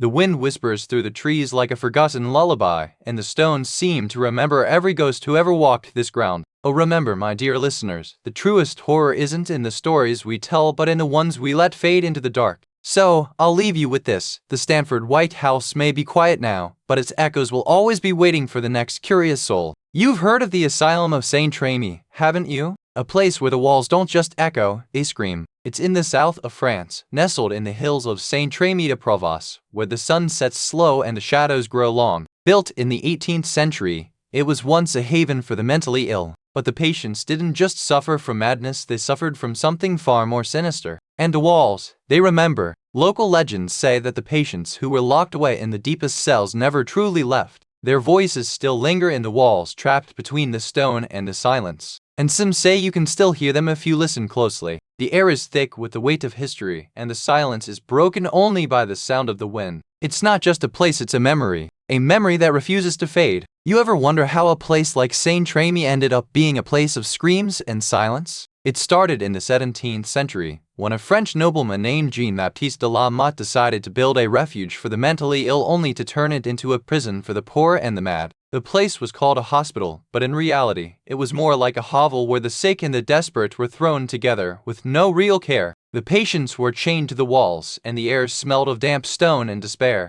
But then came Dr. Philippe Pinel, a man who believed the mad were not monsters but people in pain. He arrived in the 1830s with a vision of reform and compassion, and he started to change the way St. Remy was run for good. Under his care, St. Remy became a place of healing, not horror. But even then, the walls still echoed with whispers of the past of those who had suffered and those who had been forgotten. And so, the story of Saint Remy is not just one of medicine and madness, but of human resilience and the cost of those who tried to change the world one patient at a time. You know, the first signs were subtle, like a whisper in the wind. The nurses started noticing odd behavior. Patients would stare at the walls, whispering to themselves, their eyes wide and glassy, as if they saw something we couldn't. One day, a patient who'd been mute for years suddenly started laughing, but it wasn't the kind of laugh you'd expect from someone who's never spoken. It was like the walls were laughing through her. One nurse, a woman named Agnes, swore she saw a figure in the courtyard, wearing the same dress as the patient who had died 3 weeks before. She ran to warn the others, but when she got there was nothing. The more they tried to ignore it, the louder it became. You could almost hear the walls screaming, though no one could explain what they were screaming about. You've heard the whispers of Saint Remy, but what about the night the walls themselves screamed? I think you'd be curious to know how the asylum's stones turned to voices. It was the winter of 1893, and the patients had all been put to bed. The nurses were gone, and the moon was low, casting pale light through the broken windows. The sound didn't stop. It grew louder, like 1,000 voices all at once, each one a plea, a wail, a scream. It wasn't just a sound, it was a memory, a collective grief, a warning. The next morning, the nurses found a patient missing. No footprints, no sign of struggle, just a faint, lingering echo of the same sound, now silent. To this day, the asylum's walls still whisper. But I wonder, if you were standing there, would you hear the scream or would you hear the silence that follows? I've spoken to several visitors who say they heard the walls of Saint Remy whispering in the dead of night. Some say it's the voice of a woman, others a child always just out of reach, like a memory refusing to fade. One woman told me she was walking through the garden one evening and heard a voice calling her name. She turned, but there was no one there. The voice grew louder until she ran only to find herself back at the gate alone. There's even a nurse's diary, lost for years, that describes a patient who would wake up screaming in the middle of the night, claiming she was being chased by a shadow that never moved faster than she did. And then there's the most chilling account of all, a former patient who said she saw a figure in the mirror, not her own reflection, but someone else's. She tried to scream, but her voice was stolen by the wall itself. These stories don't just linger in the air, they cling to you long after you've left the grounds. And sometimes, they don't let you go. We began by retracing the steps of the patients, following the dusty trails of their daily lives. The walls still held the weight of their silent screams, and the air was thick with the scent of old bandages and wilted roses. The guard's log spoke of midnight wails and whispers that echoed through the halls like 1,000 voices singing a lullaby. One entry even mentioned a patient who would stare into the mirror and speak to the face that wasn't there. One of the staff members, a woman in her 90s, recalled a time when she was a young nurse. She said the screams would sometimes stop mid-scream, as if the patient had vanished into the wall itself. The final clue came from a forgotten journal, tucked away in the archives. It spoke of a ritual, a way to silence the voices once and for all, but the last page was torn out, and the ink had bled through, as though the writer had been afraid to finish the story.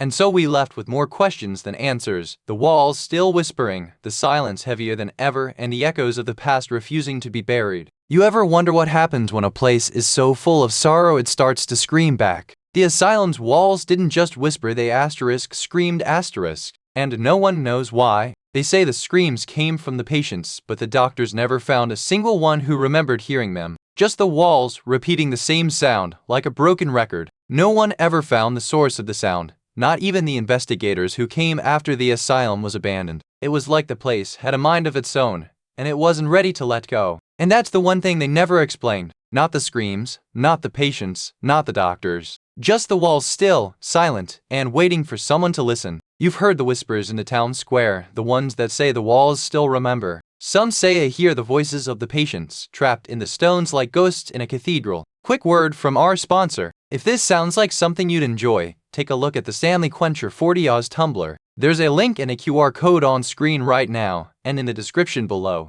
Alright, back to it. Others claim the asylum's foundations are built on an ancient burial ground, and the screams that echo through the corridors are not of the living, but of the long dead. There are even those who say the asylum is still alive, its spirit lingering in the cracks of the stone, whispering to those who dare to listen. And then there are the ones who say the asylum never truly closed, that the patients are still there, waiting for someone to come back and set them free. Some say the walls still remember. They whisper in the dark, a language only the lost can understand. But the records? They've gone quiet. The last official report was sealed in 1943, just as the asylum's doors closed for good. No bodies, no confession, just a note in a locked drawer, signed by a doctor who vanished years later. No one has ever found the bodies. No one has ever found the doctor. And no one has ever found the voices that still echo through those halls. So we wait. We listen. And we wonder what happens when the walls stop screaming and the silence becomes louder than the screams. You've heard the whispers of St. Remy, but what if the walls are just waiting for the right listener? What if they're not screaming for help,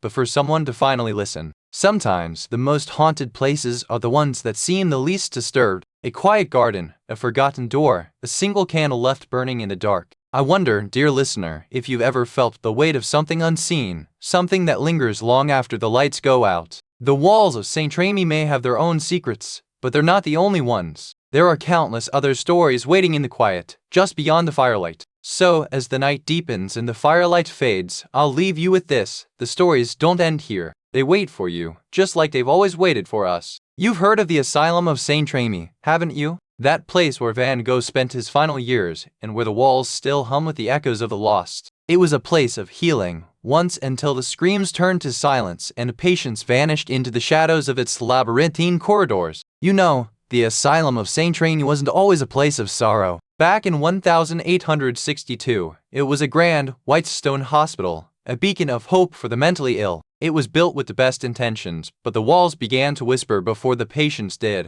The first patients were the poor and the desperate, brought in by townsfolk who had no other choice. But soon, the asylum became a place where the mentally ill were trapped, not healed. The doctors here were kind at first, but the rules grew harsher, the treatment more severe. You know how sometimes, when you're alone in an old house, you swear the walls are breathing? Well, at St. Remy, the walls started whispering before anyone even knew they were haunted. The first time it happened, it was just a faint sound, like a sigh caught in the wind. A nurse named Madeline said she heard it in the dead of night, just before she turned in her cot. The other staff started hearing it too, but they all tried to brush it off. Just the wind, they'd say. But you could tell they weren't so sure, and you could tell the walls were listening. It wasn't just the walls. Sometimes, the whispers came from the floorboards, the ceiling, even the air itself. And the longer you stayed, the louder they got. By the time the patients started disappearing, no one could say for sure if the whispers were the cause or the consequence. But they all agreed on one thing: the walls had something to say, and they weren't saying it in a language anyone could understand. You remember the moment the silence turned to something else. The walls stopped breathing, and the air itself seemed to hold its breath, waiting for the next whisper. Then came the voice, soft, like a sigh, not a scream. It wasn't a person, not quite. It was a memory, or a warning, or a plea that had been buried beneath layers of dust and time. The voice led you deeper into the building, past the doors that had long since sealed themselves shut. You felt the weight of the past pressing against your back, like the hands of the patients who once wandered these halls. And then nothing. The voice vanished. The walls fell silent again. But you knew, with the certainty that chilled you, that something had been trying to reach you, and it had almost succeeded.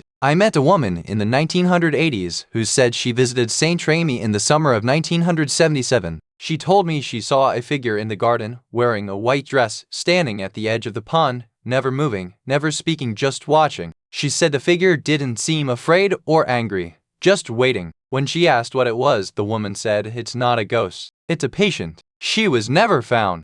Another visitor told me she heard voices in the night, speaking in French, like the walls were breathing. She tried to ignore them, but they grew louder, whispering her name over and over. She said she tried to run, but the doors were locked, and the voices followed her. She finally woke up in a hotel room miles away, with no memory of how she got there. These stories are not just about fear. They're about the weight of history, the echoes of those who were never truly free. What do you think they're trying to tell us? We started with the old records, the ones kept in the basement of the town hall. You know how it is. The more you dig, the more the past seems to whisper back. The first thing we found was a name, Etienne Morel, a patient who vanished in 1943. No records, no grave, just a ledger entry that said, "left of his own accord." We followed the trail to a small village on the edge of the forest. The locals were hesitant, but one old woman offered us a cup of tea and a story about the man who walked through the stones. The final clue came from a hidden compartment beneath the floorboards of the asylum's old chapel. Inside, we found a locket with a faded photograph of Etienne and a single handwritten note that read, "I am not gone." You know, the thing that really haunts me about St. Remy isn't the ghosts or the madness, it's that one tiny detail that's just gone. No one ever talks about it, but it's there, like a shadow in the corner of your eye. It's the missing key, the one that was supposed to be found in the ruins of the convent, the one that supposedly led to the hidden room. But it's never been found, never been explained. It's just not there. You ever wonder what happens when a story gets too quiet? When the voices fade and the truth is just gone? That's what this key represents. A mystery without an ending, a question without an answer. And here's the thing, no one seems to care. Not the historians, not the guides, not even the locals. It's like the key was never there, like the mystery was never meant to be solved. You've heard the stories, but have you ever wondered what the locals really think? They say the asylum isn't just haunted, it's cursed. Some say the walls remember every scream, every whisper, every secret that was never meant to be told. In the nearby village, they tell of a ghostly figure who roams the hills at dusk wearing a torn white dress, her face hidden behind a veil of ivy. They say she is searching for someone who never returned home. There are even those who believe the asylum was built on ancient burial ground. They say the stones hold the memories of the dead, and the whispers you hear are the voices of the buried asking to be remembered. But the truth, they say, is still buried. And the walls of St. Remy have a way of keeping their secrets unless you're brave enough to listen. There are some mysteries that refuse to be solved, like a ghost who won't leave the house. St. Remy's secrets are still whispering. Even now, the doctors who once called it a sanctuary now call it a tomb. But the walls still hear the voices of the ones who never left. Some say the missing patients still wander the corridors, their footsteps echoing like a heartbeat in the silence. And if you listen closely, just before the silence returns, you might hear something else. The mystery is not in the past, it's in the air, in the silence, in the way the walls still remember. You know, sometimes the most unsettling stories are the ones that don't end with a scream or a body. Just a whisper and a door that won't close. There's a silence that follows the last echo, a pause that feels like it's waiting for you to look back, to see if you're still there. And sometimes, the walls don't just remember the past, they wait for you to remember it with them. So, I'll leave you with this. Don't be afraid to listen. Some doors open only when you stop running. Now, let's turn the page. There's another tale waiting in the dark. You ever heard of a place where the past won't let go? The Priory of Sion isn't just a ruin, it's a whisper in the wind, a memory that clings to the stones like ivy. You feel it when you walk through those ancient gates, don't you? Built in the 12th century, this place was once a stronghold of knowledge and faith. But something happened here, something that left more than just walls behind. You can almost hear the silence of what was lost. Quick word from our sponsor. If this sounds like something to enjoy, take a look at the Amazon Echo Dot smart speaker. There's a link and a QR code on screen right now, and in the description below. Alright, back to it. The Priory was sealed off for centuries, but now, it's open again. Some say it's a museum, others say it's a tomb. But you know what they don't tell you. That the air here feels different, like the walls are breathing. You think you're just visiting a place of history? No, you're walking into a story that's still being told. The past won't let go, and the walls here remember everything. You ever feel like you're being watched by something that's been waiting a long time? You know, the Priory of Sion wasn't always a place of whispered legends. It began in the 12th century, in a quiet corner of France where knights and scholars gathered under the watchful eyes of the sun. It was founded by a nobleman named Raymond de Perchet, who wanted to create a place where knowledge and faith could coexist without fear of persecution. But the Priory wasn't just a place of learning, it was also a refuge for those who had been wronged, a haven for outcasts and visionaries alike. Over the centuries, it became a place of secrets, where knowledge was hidden in plain sight, and where the line between truth and myth began to blur. And that's how it all started, a noble dream, a hidden truth, and a legacy that would echo through time, even as the walls began to whisper. You know how sometimes the walls seem to hum with a quiet sadness, like they're holding their breath? Well, the first signs at the Priory of Sion were just that, a low, almost imperceptible sound, like wind through hollow bones, echoing through the stone. One of the monks, Brother Lucian, started waking in the middle of the night with a terrible dream of fire, of screams, of a face he couldn't quite see. He told no one, but the next morning, his hands were stained with something dark and old, like dried blood. Then came the whispers, not the kind you hear with your ears, but the kind that crawl into your mind at odd hours. They spoke of his secret buried beneath the stones, of his sin too great to be forgiven, and of a curse that would not rest. The monks tried to dismiss it all as fear, the weight of centuries pressing down on them. But the walls had begun to bleed, in a way that could not be explained, tiny, crimson streaks appearing on the stone, like the last breath of something long dead. And then, one by one, they began to vanish. Not in the way of the world, but in the way that ghosts do, quietly, without a sound, leaving only the echo of their absence in the silence of the Priory. You remember the old stone steps, the way they creaked like a tired woman in a rocking chair? Well, one evening, a young woman named Clara vanished up those very steps, never to be seen again.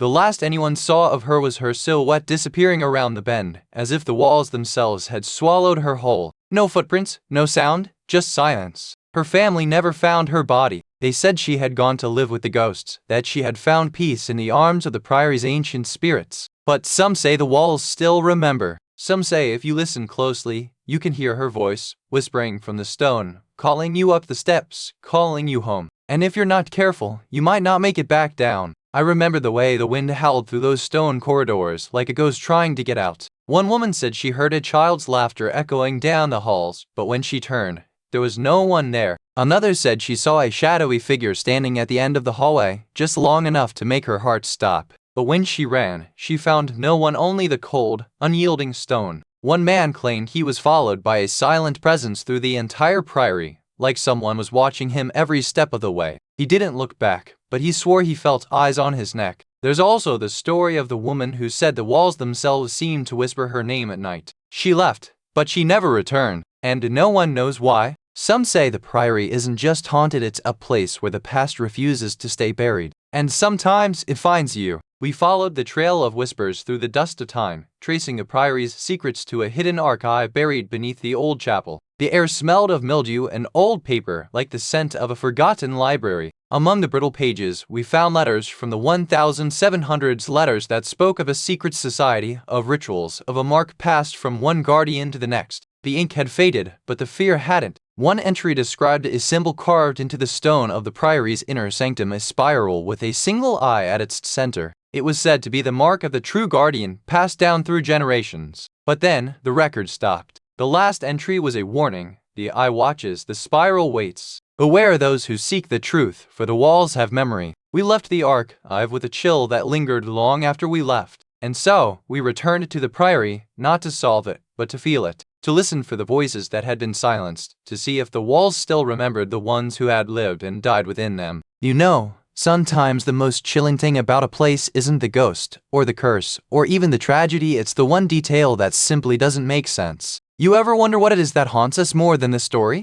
At the Priory of Sion, they found a room that wasn't supposed to exist. No blueprints, no records, no one ever saw it until the walls started whispering. But the real mystery isn't the room, it's the fact that it wasn't built at all. Some say it's a trick of the light, or a trick of the mind. Others say it's a message from the past, a door to something we're not meant to find. But the truth is that no one has ever been able to explain it. And that, my friends, is the real curse. So now, as you sit here, thinking about that one detail that has never been explained, tell me, what do you think it is? Is it a mistake, a secret, or something older than the stones themselves? Some say the priory wasn't cursed at all, but that the villagers were just jealous of its wealth. You ever hear the old tale about the blacksmith's daughter who vanished in the woods? They say she was seen with a cloak of shadows, her laughter echoing through the trees. Others whisper that the priory was built on a battlefield, and the spirits of the fallen still march through its halls. You can almost hear their footsteps if you listen closely at midnight. There's even a theory that the priory's founder was a sorcerer, and the building itself is a prison for his soul. But I think the real mystery is why no one ever finds the body of the man who built it. Still, some folks insist the priory is just a place where the past won't let go. You ever notice how the wind always seems to blow the wrong way through those old stone arches? The truth, dear listener, may be buried deeper than the foundations of this place. But if you ever find yourself standing in those halls at night, I'd suggest you bring a lantern and maybe a prayer. You know, sometimes the most haunting silence isn't the absence of sound,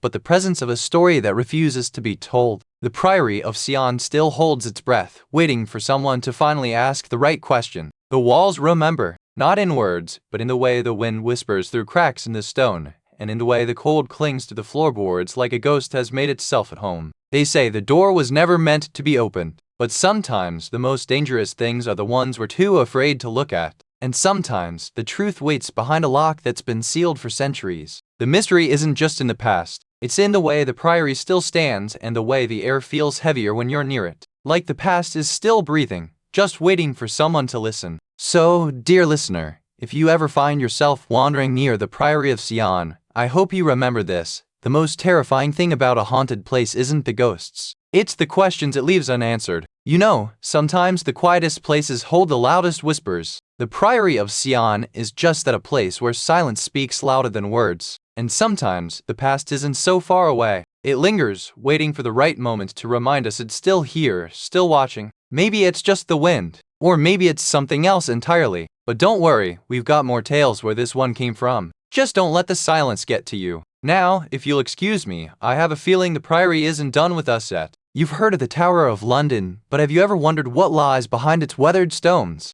This place isn't just a palace, it's a tomb for kings, a prison for traitors, and a home for whispers that refuse to die. For centuries, the tower has been a place of blood and betrayal. It's where Henry Roman VIII had his wives imprisoned, where Anne Boleyn was executed, and where the crown jewels still rest in solemn silence. Quick word from our sponsor. If this sounds like something you'd enjoy, take a look at the Apple AirPods 2nd generation. There's a link and a QR code on screen right now, and in the description below. Alright, back to it. But it's not just the history that haunts this place. The tower is said to be alive with the echoes of those who died within its walls. Some say they can hear the moans of the condemned, the cries of the betrayed, and the laughter of the damned. And then there are the bloodstains. Not just from battles or executions, but from a deeper, older darkness. A darkness that clings to the stone like a second skin and lingers in the hearts of those who dare to listen. So, as we light our candles and step into the shadow of the tower, let's ask ourselves, what do you hear when the stones whisper? And what will you do when you finally see the bloodstains in the light? You know, the Tower of London wasn't always a place of kings and criminals. Back in the 11th century, it was just a wooden keep,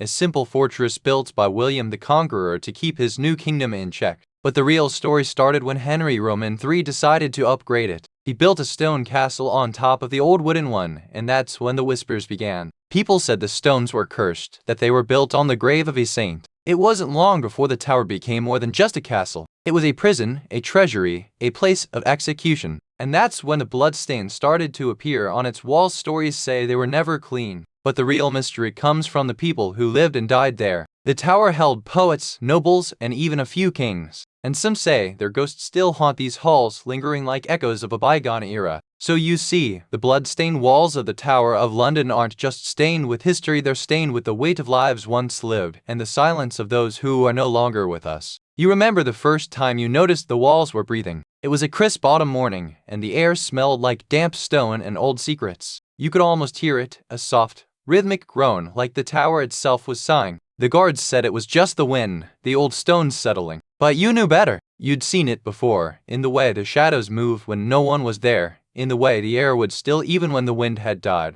The next day, the keepers found a small, hand-carved symbol on the wall, something old, something wrong. It wasn't there the day before, and when they tried to touch it, the stone beneath their fingers turned ice cold, like it had been waiting for them. You started to notice the whispers in the air, too. Not words, but something like a hum. Like the walls were trying to say something, but not in a language you could understand. And every time you tried to listen, the sound would vanish, like it had never been there at all. They dismissed it as superstition, but you knew better. You could feel it in your bones, in the way the walls had always been watching and waiting. And now, something had finally stirred, and it wasn't going to let you go so easily. You know, the tower's not just a fortress, it's a graveyard of secrets. One of the most chilling tales is that of the White Lady said to wander the halls in the dead of night, her ghostly form trailing behind her like a shadow with a purpose. Legends say she was a noblewoman wrongfully accused of treason, executed by beheading, and now her spirit lingers, searching for justice in the very place her fate was sealed. It's said that if you hear her singing a haunting, sorrowful melody, then you're already too late. The White Lady's song is the tower's most feared omen, and no one who has heard it has ever been seen again. So, when you're walking those halls, remember this is no ordinary place. The White Lady is not just a ghost. She's a warning, a memory, and a reminder that even in the most fortified walls, the past never truly stays buried.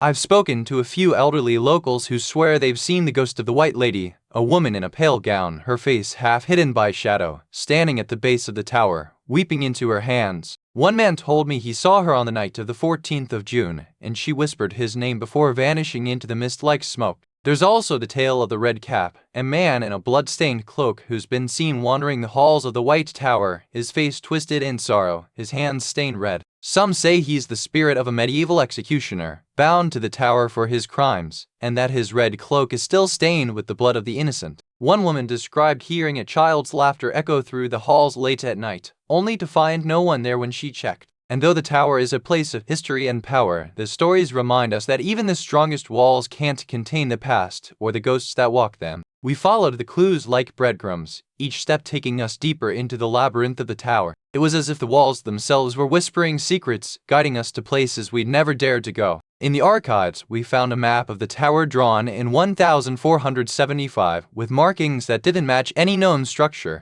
The map hinted at a hidden wing, long thought to have been destroyed by fire. One night, we found a door marked with a symbol we'd never seen before, a serpent eating its own tail. It was locked, but the key was in the lock, as if waiting for someone to turn it. As we stepped through that door, the air changed. It was colder, heavier, and the silence was so complete it felt like the walls were holding their breath. What we found inside was not a room, but a memory, one that had been sealed away for centuries, waiting for someone to remember it again. You know, the most unsettling thing about the tower isn't the ghosts or the history, it's the one thing that just doesn't fit. A detail so small, so unimportant, that no one ever asked the right questions. It's not the blood that's strange, it's what's missing. No records, no witnesses, no official note. Just a stain, and a silence so thick, it feels like it's been there for centuries. So I ask you, dear listener, what if the stain wasn't just blood? What if it was something else entirely? A message, a warning, a secret that was never meant to be found. And that's the thing about haunted places. They don't just scare you, they make you wonder, they make you think,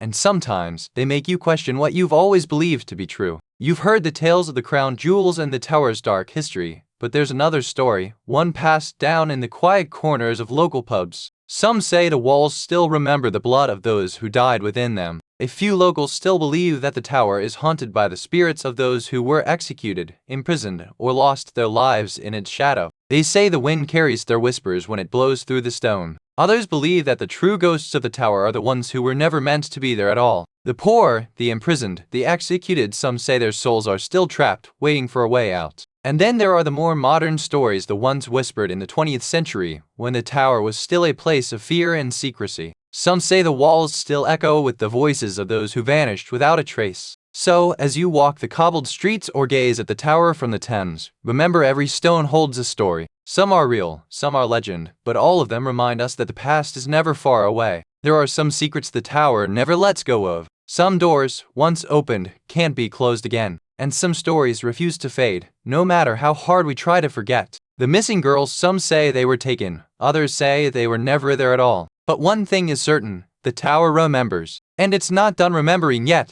Some say the tower is a keeper of its own silence, a guardian of the past who refuses to let the truth be spoken. But the walls still whisper, and the stones still feel the weight of what was lost. And so we ask, what are we willing to do to uncover the truth? To let the past finally rest? Or will we keep listening, hoping that one day, the walls will finally speak? You know, sometimes the most haunting echoes are the ones we don't hear at all. What if the tower's silence is just another kind of whisper? The walls remember everything, but do they remember the truth, or just the stories we've told them? Before we go on, I wonder, what do you think the tower is waiting for? A confession? A reckoning? Or just a moment's stillness? Stay with me, and let's see what the next story has to say. After all, some secrets have a way of finding you, no matter how quiet you are. You've heard the stories about Alcatraz, but have you ever wondered what it was like inside the cell house? That's where the real ghosts live, and the silence is louder than any scream. Built in the 1800s, this place was once a military prison, but after the Civil War, it became something else entirely. It was a place for the worst of the worst, where the sound of a cell door slamming was the only thing louder than the silence. Some say the ghosts of the inmates still roam these halls, their faces blurred by time and pain. They never speak, but you can feel their presence, a cold breath on your neck, or the sound of footsteps when no one's there. Quick word from our sponsor.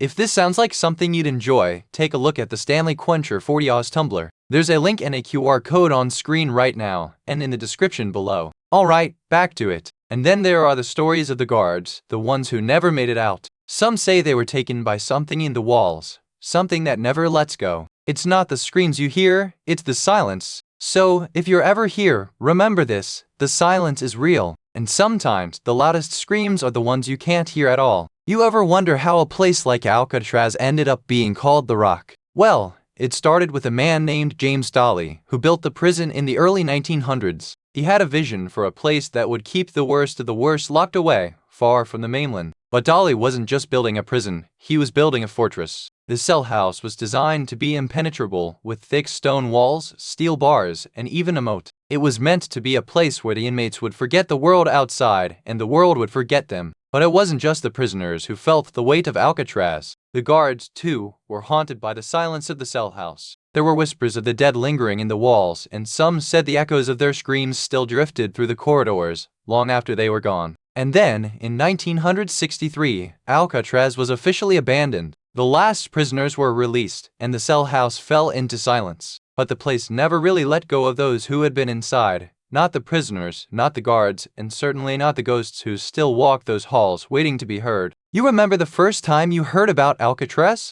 I bet it was a story about a prison, maybe even a few escaped convicts. But you didn't realize then how much more it held, how many souls were trapped there. Not by chains, but by silence. The first signs weren't loud. They were whispers in the wind, a chill that clung to the air like a shadow. Some said it was the wind, others said it was the ghosts. But no one ever said it was the silence that was the real warning. It started with the missing keys. The guard on duty said he heard something, a sound like a child's cry echoing through the stone. But when he checked, the cells were all locked and the keys were gone. No one believed him at first. They called it a trick of the mind. Then came the dreams. Some of the guards began to dream of screams, soft, muffled, like someone trying to speak through a wall. They'd wake up with a start, heart pounding, and the room would be cold, even though the night was warm. The silence grew louder. It wasn't just the absence of sound, it was the weight of it, pressing in from all sides. You could feel it in your bones, like the prison itself was holding its breath, and you knew, in your gut, that something was terribly wrong. You ever wonder what it's like to be trapped in a place where time stops, and every breath feels like a whisper of something ancient? Imagine this silence so thick, it's not just absence of sound, it's a presence waiting. One night in 1941, a man named Frank Morris vanished from his cell, leaving behind only a single sock, a torn piece of bedding, and a trail of whispers that never quite faded. They searched for days, but no trace of Frank was ever found. And yet, to this day, some say he's still here, in the silence, in the echoes, in the places where the walls remember what they've swallowed. So, do you ever wonder what if the real horror isn't the disappearance, but the silence that follows? The silence that never ends. Some say the cell house whispers through the pipes, a low, mournful hum that echoes through the old stone walls. Have you ever heard a sound that doesn't belong to the world around you? Prisoners who lived through the cell house claim they heard voices in the dark, not just from other inmates, but from the walls themselves. Did you ever wonder if the walls remember what they've held? One guard, a man who'd been there for decades, swore he heard a child's voice crying in the night. He said it wasn't the kind of cry you'd hear from a frightened prisoner, it was like it was trapped, waiting to be heard. And then there are the prisoners, some of whom claimed they were never alone. They said they saw shadows move into corners of their cells and felt the weight of unseen eyes watching them. So I ask you, dear listener, what do you think the walls remember? What do you think they're still trying to tell us? The team arrived at the cell house with clipboards and cameras, but what they found was more than they expected. The air felt heavy, like the walls remembered something they shouldn't. They found old letters tied to the bars, written in shaky hands, describing the sound of someone screaming in the dark. No one had heard it, but the paper felt like it had been soaked in fear. They found a broken mirror in one of the cells, and when they looked into it, they swore the reflection was smiling at them, just for a moment, before it vanished. The team left with more questions than answers, but one thing was clear: the cell house wasn't just holding secrets, it was holding on to them. And now, as you sit here, I wonder, if you were to walk those halls, would you hear the scream, or would you hear nothing at all? You know, the one thing that still haunts me about Alcatraz is the silence. Not the silence of the prison, but the silence of the cell house itself. It's like the walls are holding their breath. No one ever heard the prisoners scream. Not in the records, not in the stories. Just the sound of their footsteps echoing through the stone and the occasional creak of the cell house floor. They say the men were locked in their cells for hours, sometimes days, with nothing but their thoughts and the sound of their own breathing. But no one ever heard a cry. And that's the thing. We don't know what happened in there. We don't know if they were tortured, or if they were just waiting for the end. All we know is that they never screamed. So, what do you think? Did they just give up? Or did they hold on until the very end, and we just never heard it? Some say the cell house echoes with the voices of the drowned. Others insist the walls still hold the breath of the last man to be locked inside. What do you think truly lingers here? There's a tale that every time the wind howls through the prison's rusted gates, it's the sound of a man trying to scream but being silenced by the water below. Some believe this cell house is a prison for more than just the men who were locked inside. Others think the place itself is a kind of curse, holding the spirits of those who never made it out. It's easy to wonder if the silence here is the sound of nothing or if it's the sound of something waiting to be heard. There's something about silence that makes the mind wander, don't you think? When you're alone in a place like this, the absence of sound can be louder than any scream. We've scoured every document, every testimonial, every whisper of the past. And yet, there's still no clear answer, no one who knows what really happened here. It's easy to get lost in the stories, but the real question is, what if the silence isn't just a memory? What if it's still waiting for someone to listen? And that's why we keep coming back, not just for the ghosts but for the answers, even if they're buried deep in the silence. You know, sometimes the ghosts aren't the ones who scream, they're the ones who remember. And sometimes, the silence is louder than any sound. But I wonder what if the real scream is still waiting to be heard. And maybe, just maybe, it's not too late to listen. But for now, let's leave the silence and the screams where they belong. Stay with me, and we'll find out what happens next. You've heard the whispers of St. Trainy, that grand old asylum where the walls still scream with the echoes of the lost. It's not just a place, it's a memory, a place where the mind is broken and the soul is left to wander. Once a place of healing, now it's a tomb for the broken. The air there is thick with the scent of damp earth and something else, something older, something that lingers like a ghost in the dust. The stories say that the patients didn't just vanish, they were taken. And the walls, they remember. They remember every cry, every scream, every desperate plea for help that went unanswered. Now, the silence is louder than the screams. The wind that whispers through the cracks carries a sound you can't quite place, a voice, a cry, a whisper that seems to come from the walls themselves. And if you listen closely, you might hear it too.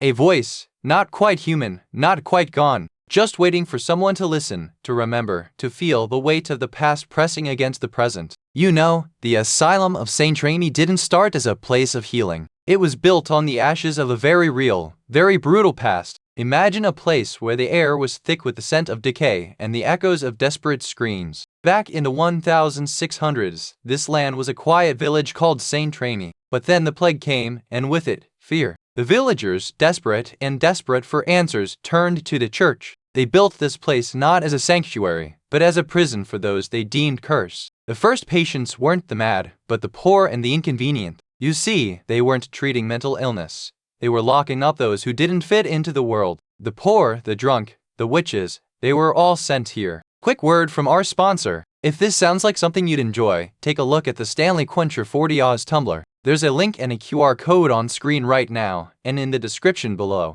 Alright, back to it. By the 1800s, the asylum had grown, and so had its reputation. It became known as a place of suffering where the desperate were kept in silence. But the walls didn't just hold the patients, they held the screams of the ones who never left. And so, the asylum was born not as a place of hope, but as a prison. A place where the line between healer and torturer blurred. And now, decades later, the walls still whisper and the screams still echo. You remember the way the wind used to whistle through the cracks in the stone walls, like a child trying to mimic a scream. It was a sound you'd always heard, but now it's different, louder, more urgent, like it's trying to say something you can't quite understand. The nurses started noticing it too, this strange, low hum that seemed to come from the walls themselves. They'd stop in the middle of their rounds, eyes wide, whispering among themselves. It wasn't a sound, really more like a vibration in the air, like the room was holding its breath. They began to call it the screaming walls, not because it was loud, but because it felt like the walls themselves were crying out, trapped behind layers of plaster and time. Some said it was the voice of the asylum's first patient, long forgotten and never released. And then, the sound changed.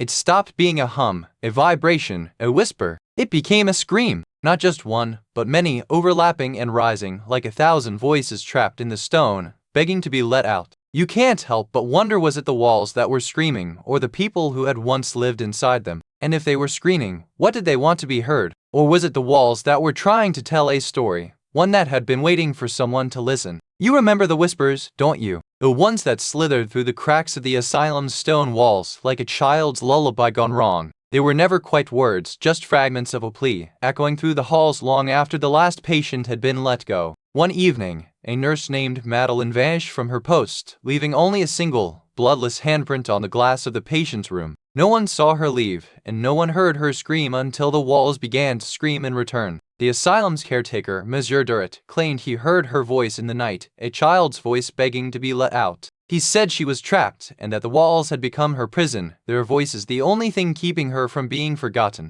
The last time anyone heard her, she was laughing, a sound that echoed through the halls like a broken bell. But the laughter wasn't hers, it was the walls, mimicking her voice, repeating her name, until no one could tell where the sound began and where it ended. And now, the asylum still waits. For what? We cannot say. But if you hear a voice in the night, or feel a hand on your shoulder, you might want to ask yourself, was it Madeline, or was it the walls that finally found her? You know, some of the most chilling accounts come from those who were there. A nurse from the 1950s said the walls would hum like a tuning fork in the dead of night. One patient claimed the voices would follow her, even when she was outside the asylum. She said they'd call her name in a way that made her skin crawl. And then there's the tale of the doctor who left in the early 60s. He said the walls would scream when he tried to lock the doors at night, like a child crying for help. Some say the screams are still there, just waiting for someone to hear them. But the real question is, did they ever stop? We followed the whispers of the past through the cracked floors and peeling paint of St. Remy, where the silence seemed to hum with the weight of forgotten voices. The air was thick with the scent of damp stone and old secrets. The investigators found a series of old patients' journals filled with frantic scribbles and cryptic warnings about voices that wouldn't stop, even when the patients were alone. One entry read, "They are in the walls screaming, not speaking."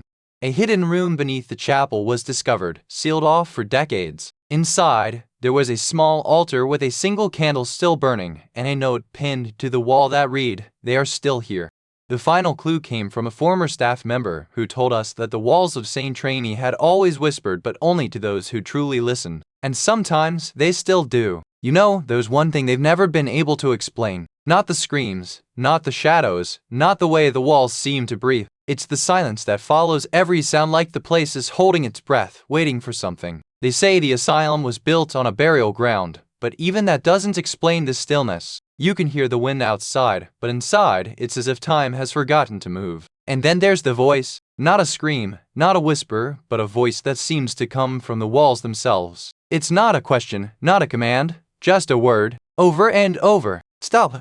They say the asylum was closed for good after the last patient walked out. But sometimes, in the quietest moments, you can hear the walls whispering again, like they're waiting for someone to listen. You've heard the whispers, haven't you? The ones that say St. Remy's walls don't just echo with the past, they scream with it. Some say the screams come from the patients who were never truly released. Others insist they're the cries of the keepers trapped in the stone like a ghost in a mirror. Some townsfolk say they've heard the voices in the night. Not words, but a sound like 1,000 broken hearts crying at once. And then there are the ones who say it's not the walls that scream, it's the silence that follows. The silence that means someone's still inside. So, what do you think? Are we just hearing echoes, or are we listening to something that still wants to be heard? There's still no official explanation for the sounds, and no one's ever found the source. Some say it's the walls themselves, whispering secrets they've kept for over a century. The local historians say the walls were built with a secret chamber, but no one's ever found it. It's like the asylum holds its own memory, refusing to let go. You could hear it in the silence between the echoes, a sound that doesn't belong to the world we know. It's like the walls are screaming, but no one can understand what they're saying. And still, no one has come close to solving the mystery. It's as if the asylum itself is waiting for someone to finally listen. So maybe the walls are not screaming for help. Maybe they're screaming for answers. And maybe, someday, someone will finally hear. You've heard the whispers, felt the chill of St. Remy's walls. But did you ever wonder if the screams still echo in the stones, or if they're just the wind trying to remember what it once carried? There's a strange comfort in the idea that even the most haunted places eventually fall silent, but sometimes silence is just another kind of scream. But if you're listening now, and you feel something shift in the air, don't be surprised if the walls start to whisper again. So, before we move on, I'll leave you with this. Some places don't forget, and sometimes, they just wait for you to remember. Now, if you'll excuse me, I think I hear something in the next room, or maybe it's just the wind. You ever heard of a place where the cold doesn't just bite, it chills the soul? This is the Eastern State Penitentiary, where time itself seems to freeze and the ghosts of the past whisper through the rusted bars. Built in the 1820s, it was supposed to be the model of justice. But inside, the silence was louder than the screams. They called it the house that Scream built, and for good reason. It's not just the cold that makes people shiver here. It's the stories, the whispers of the lost, the echoes of the damned, and the way the wind howls like it's trying to tell you something. Some say the prison is haunted by the souls of those who were never truly free. Others say it's just a place where the past won't let go. Either way, the air here is thick with secrets, And if you're ever lucky enough to hear a voice in the dark, don't you dare respond, because the last thing they want is for you to join their eternal, frozen torment. You know, the Eastern State Penitentiary didn't start as a place of dread. It began as a bold experiment in prison reform, a vision for a more humane way to punish crime. And it was all thanks to a man named Thomas Mifflin, who wanted to show the world that prisons could be better than just chains and cruelty. Back in the 1820s, the idea was radical. Instead of overcrowded, violent prisons, they wanted solitary confinement and moral reform. Imagine the idea of a place where prisoners could reflect on their sins in silence, away from the chaos of the outside world.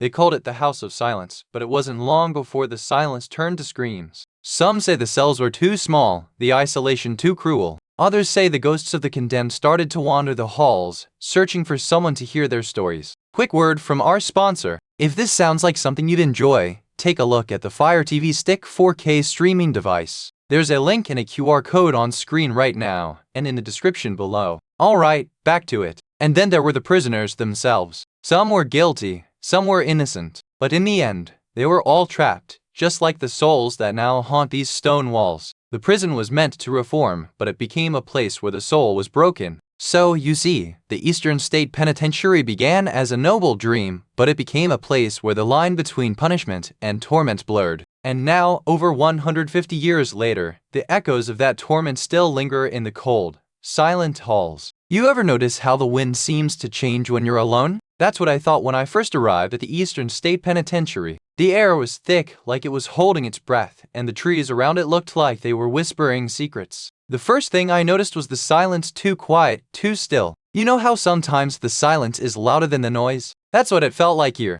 like the place itself was holding its breath. Then there was the smell. Not the kind of smell you'd find in a prison, but something older, something that clung to the air like it had been there for centuries. It wasn't unpleasant, but it made your skin crawl. You know how sometimes the ground feels like it's holding its breath too? That's what I felt when I stepped onto the path. The earth was soft, almost too soft, and the grass looked like it hadn't been touched in decades. And then, the first sign that something was wrong. A sound. Not a footstep, not a creak, but a whisper. Not from the wind, not from the trees, but from the walls themselves. Like the stone was breathing. You ever wonder what it feels like to be trapped in a place where time stands still, and the walls seem to breathe? The Eastern State Penitentiary was built to lock away the worst of humanity, but it ended up locking in something far more dangerous. One night in 1944, a young guard named Frank C. Bauer vanished without a trace. His uniform was found the next morning, still hanging in his cell, as though he just stepped out for a moment. No one heard a sound, and no one saw him go. The official story says Bauer was taken by his own men, but no one ever found his body. Some say he was a victim of the prison's cursed design, a place where the walls whisper secrets and the silence is louder than any scream. What if the prison didn't just lock up men, it locked in something that never let go? Bauer's disappearance is just one of many, but it's the one that haunts the most. You think you know what's in a cell? What if the real prisoner is the one who never left? I've heard more than one visitor claim they saw a shadow move down those long, narrow corridors, just a flicker, but it felt like someone was watching them, waiting. One man said he heard a child's laugh echoing through the halls, only to realize it was the sound of his own breath caught in his throat, like the prison had a way of making you hear what you feared most.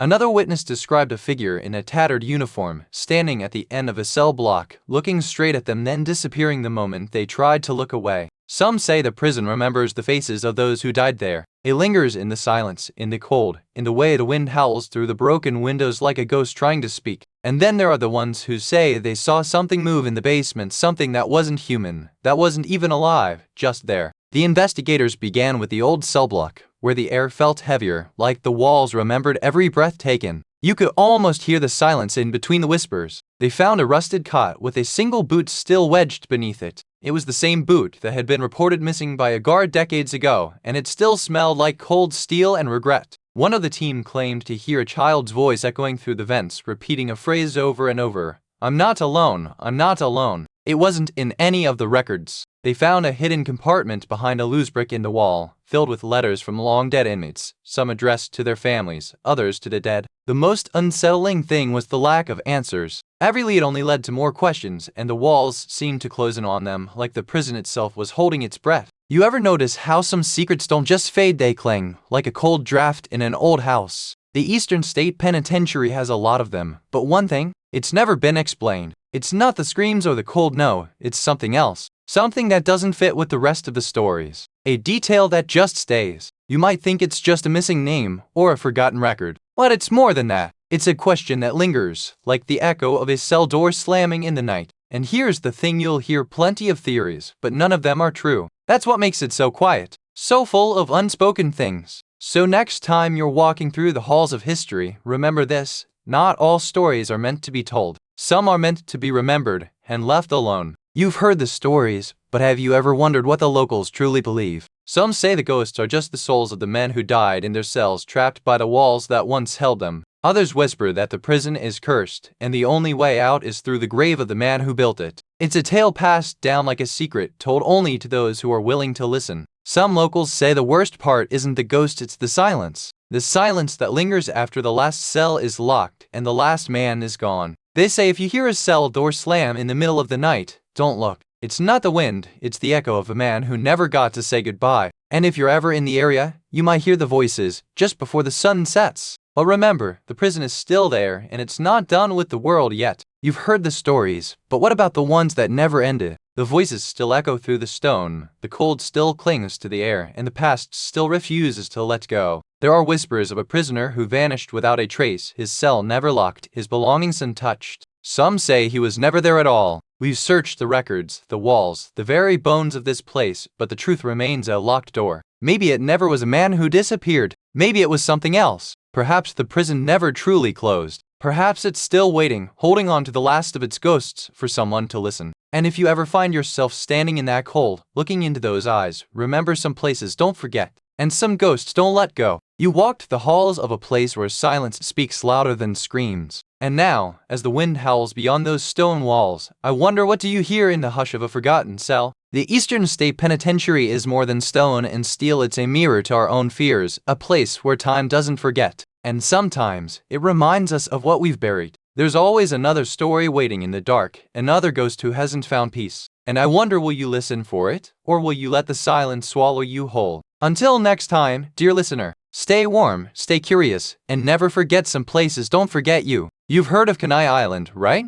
That bustling seaside town with its boardwalk, amusement parks, and the salty air of the Atlantic. But what if I told you there's a place there that's haunted by more than just the wind? It's the cyclone, the roller coaster, the one that once spun riders through the sky like a dream, only to crash into the earth with a scream that still echoes through the sand. Some say it's not the crash that haunts it, it's the people who died there. The stories of the riders, the cries, the final moments they never lived to tell. But what if the real mystery isn't who died there, but why the cyclone still spins, even when no one's on the track? And what happens when the wind picks up and the coaster moves just a little? You ever imagine a place that started as pure joy and then turned into something else entirely? The cyclone wasn't just a roller coaster. It was a dream come true for Kenai Island, a place where people came to laugh, scream, and forget their worries for a moment. It was built by a man named Charles Dare, a roller coaster fanatic who had a vision, a ride so wild it would make you feel like you were flying through the sky, not just sitting on a track. The cyclone opened in 1923, and it was an instant hit. People lined up for hours just to ride it. Some even got stuck in the cars, but that was the point, wasn't it? To feel the rush of danger and exhilaration. But behind the fun and the excitement, there were stories of workers who built it under harsh conditions, of families who came to enjoy it, and of those who never made it back from the ride. And then, just like that, the cyclone closed. Not because of a fire or a crash, but because of something far more mysterious. The story of its end is still being written, isn't it? Quick word from our sponsor. If this sounds like something you'd enjoy, take a look at the Stanley Quencher 40 Oz tumbler. There's a link and a QR code on screen right now, and in the description below. Alright, back to it. Before you go, if you enjoyed this, please give it a like and subscribe so you don't miss the next one. And tell us in the comments what you'd like us to make next. We read every single one. Thank you so much for watching.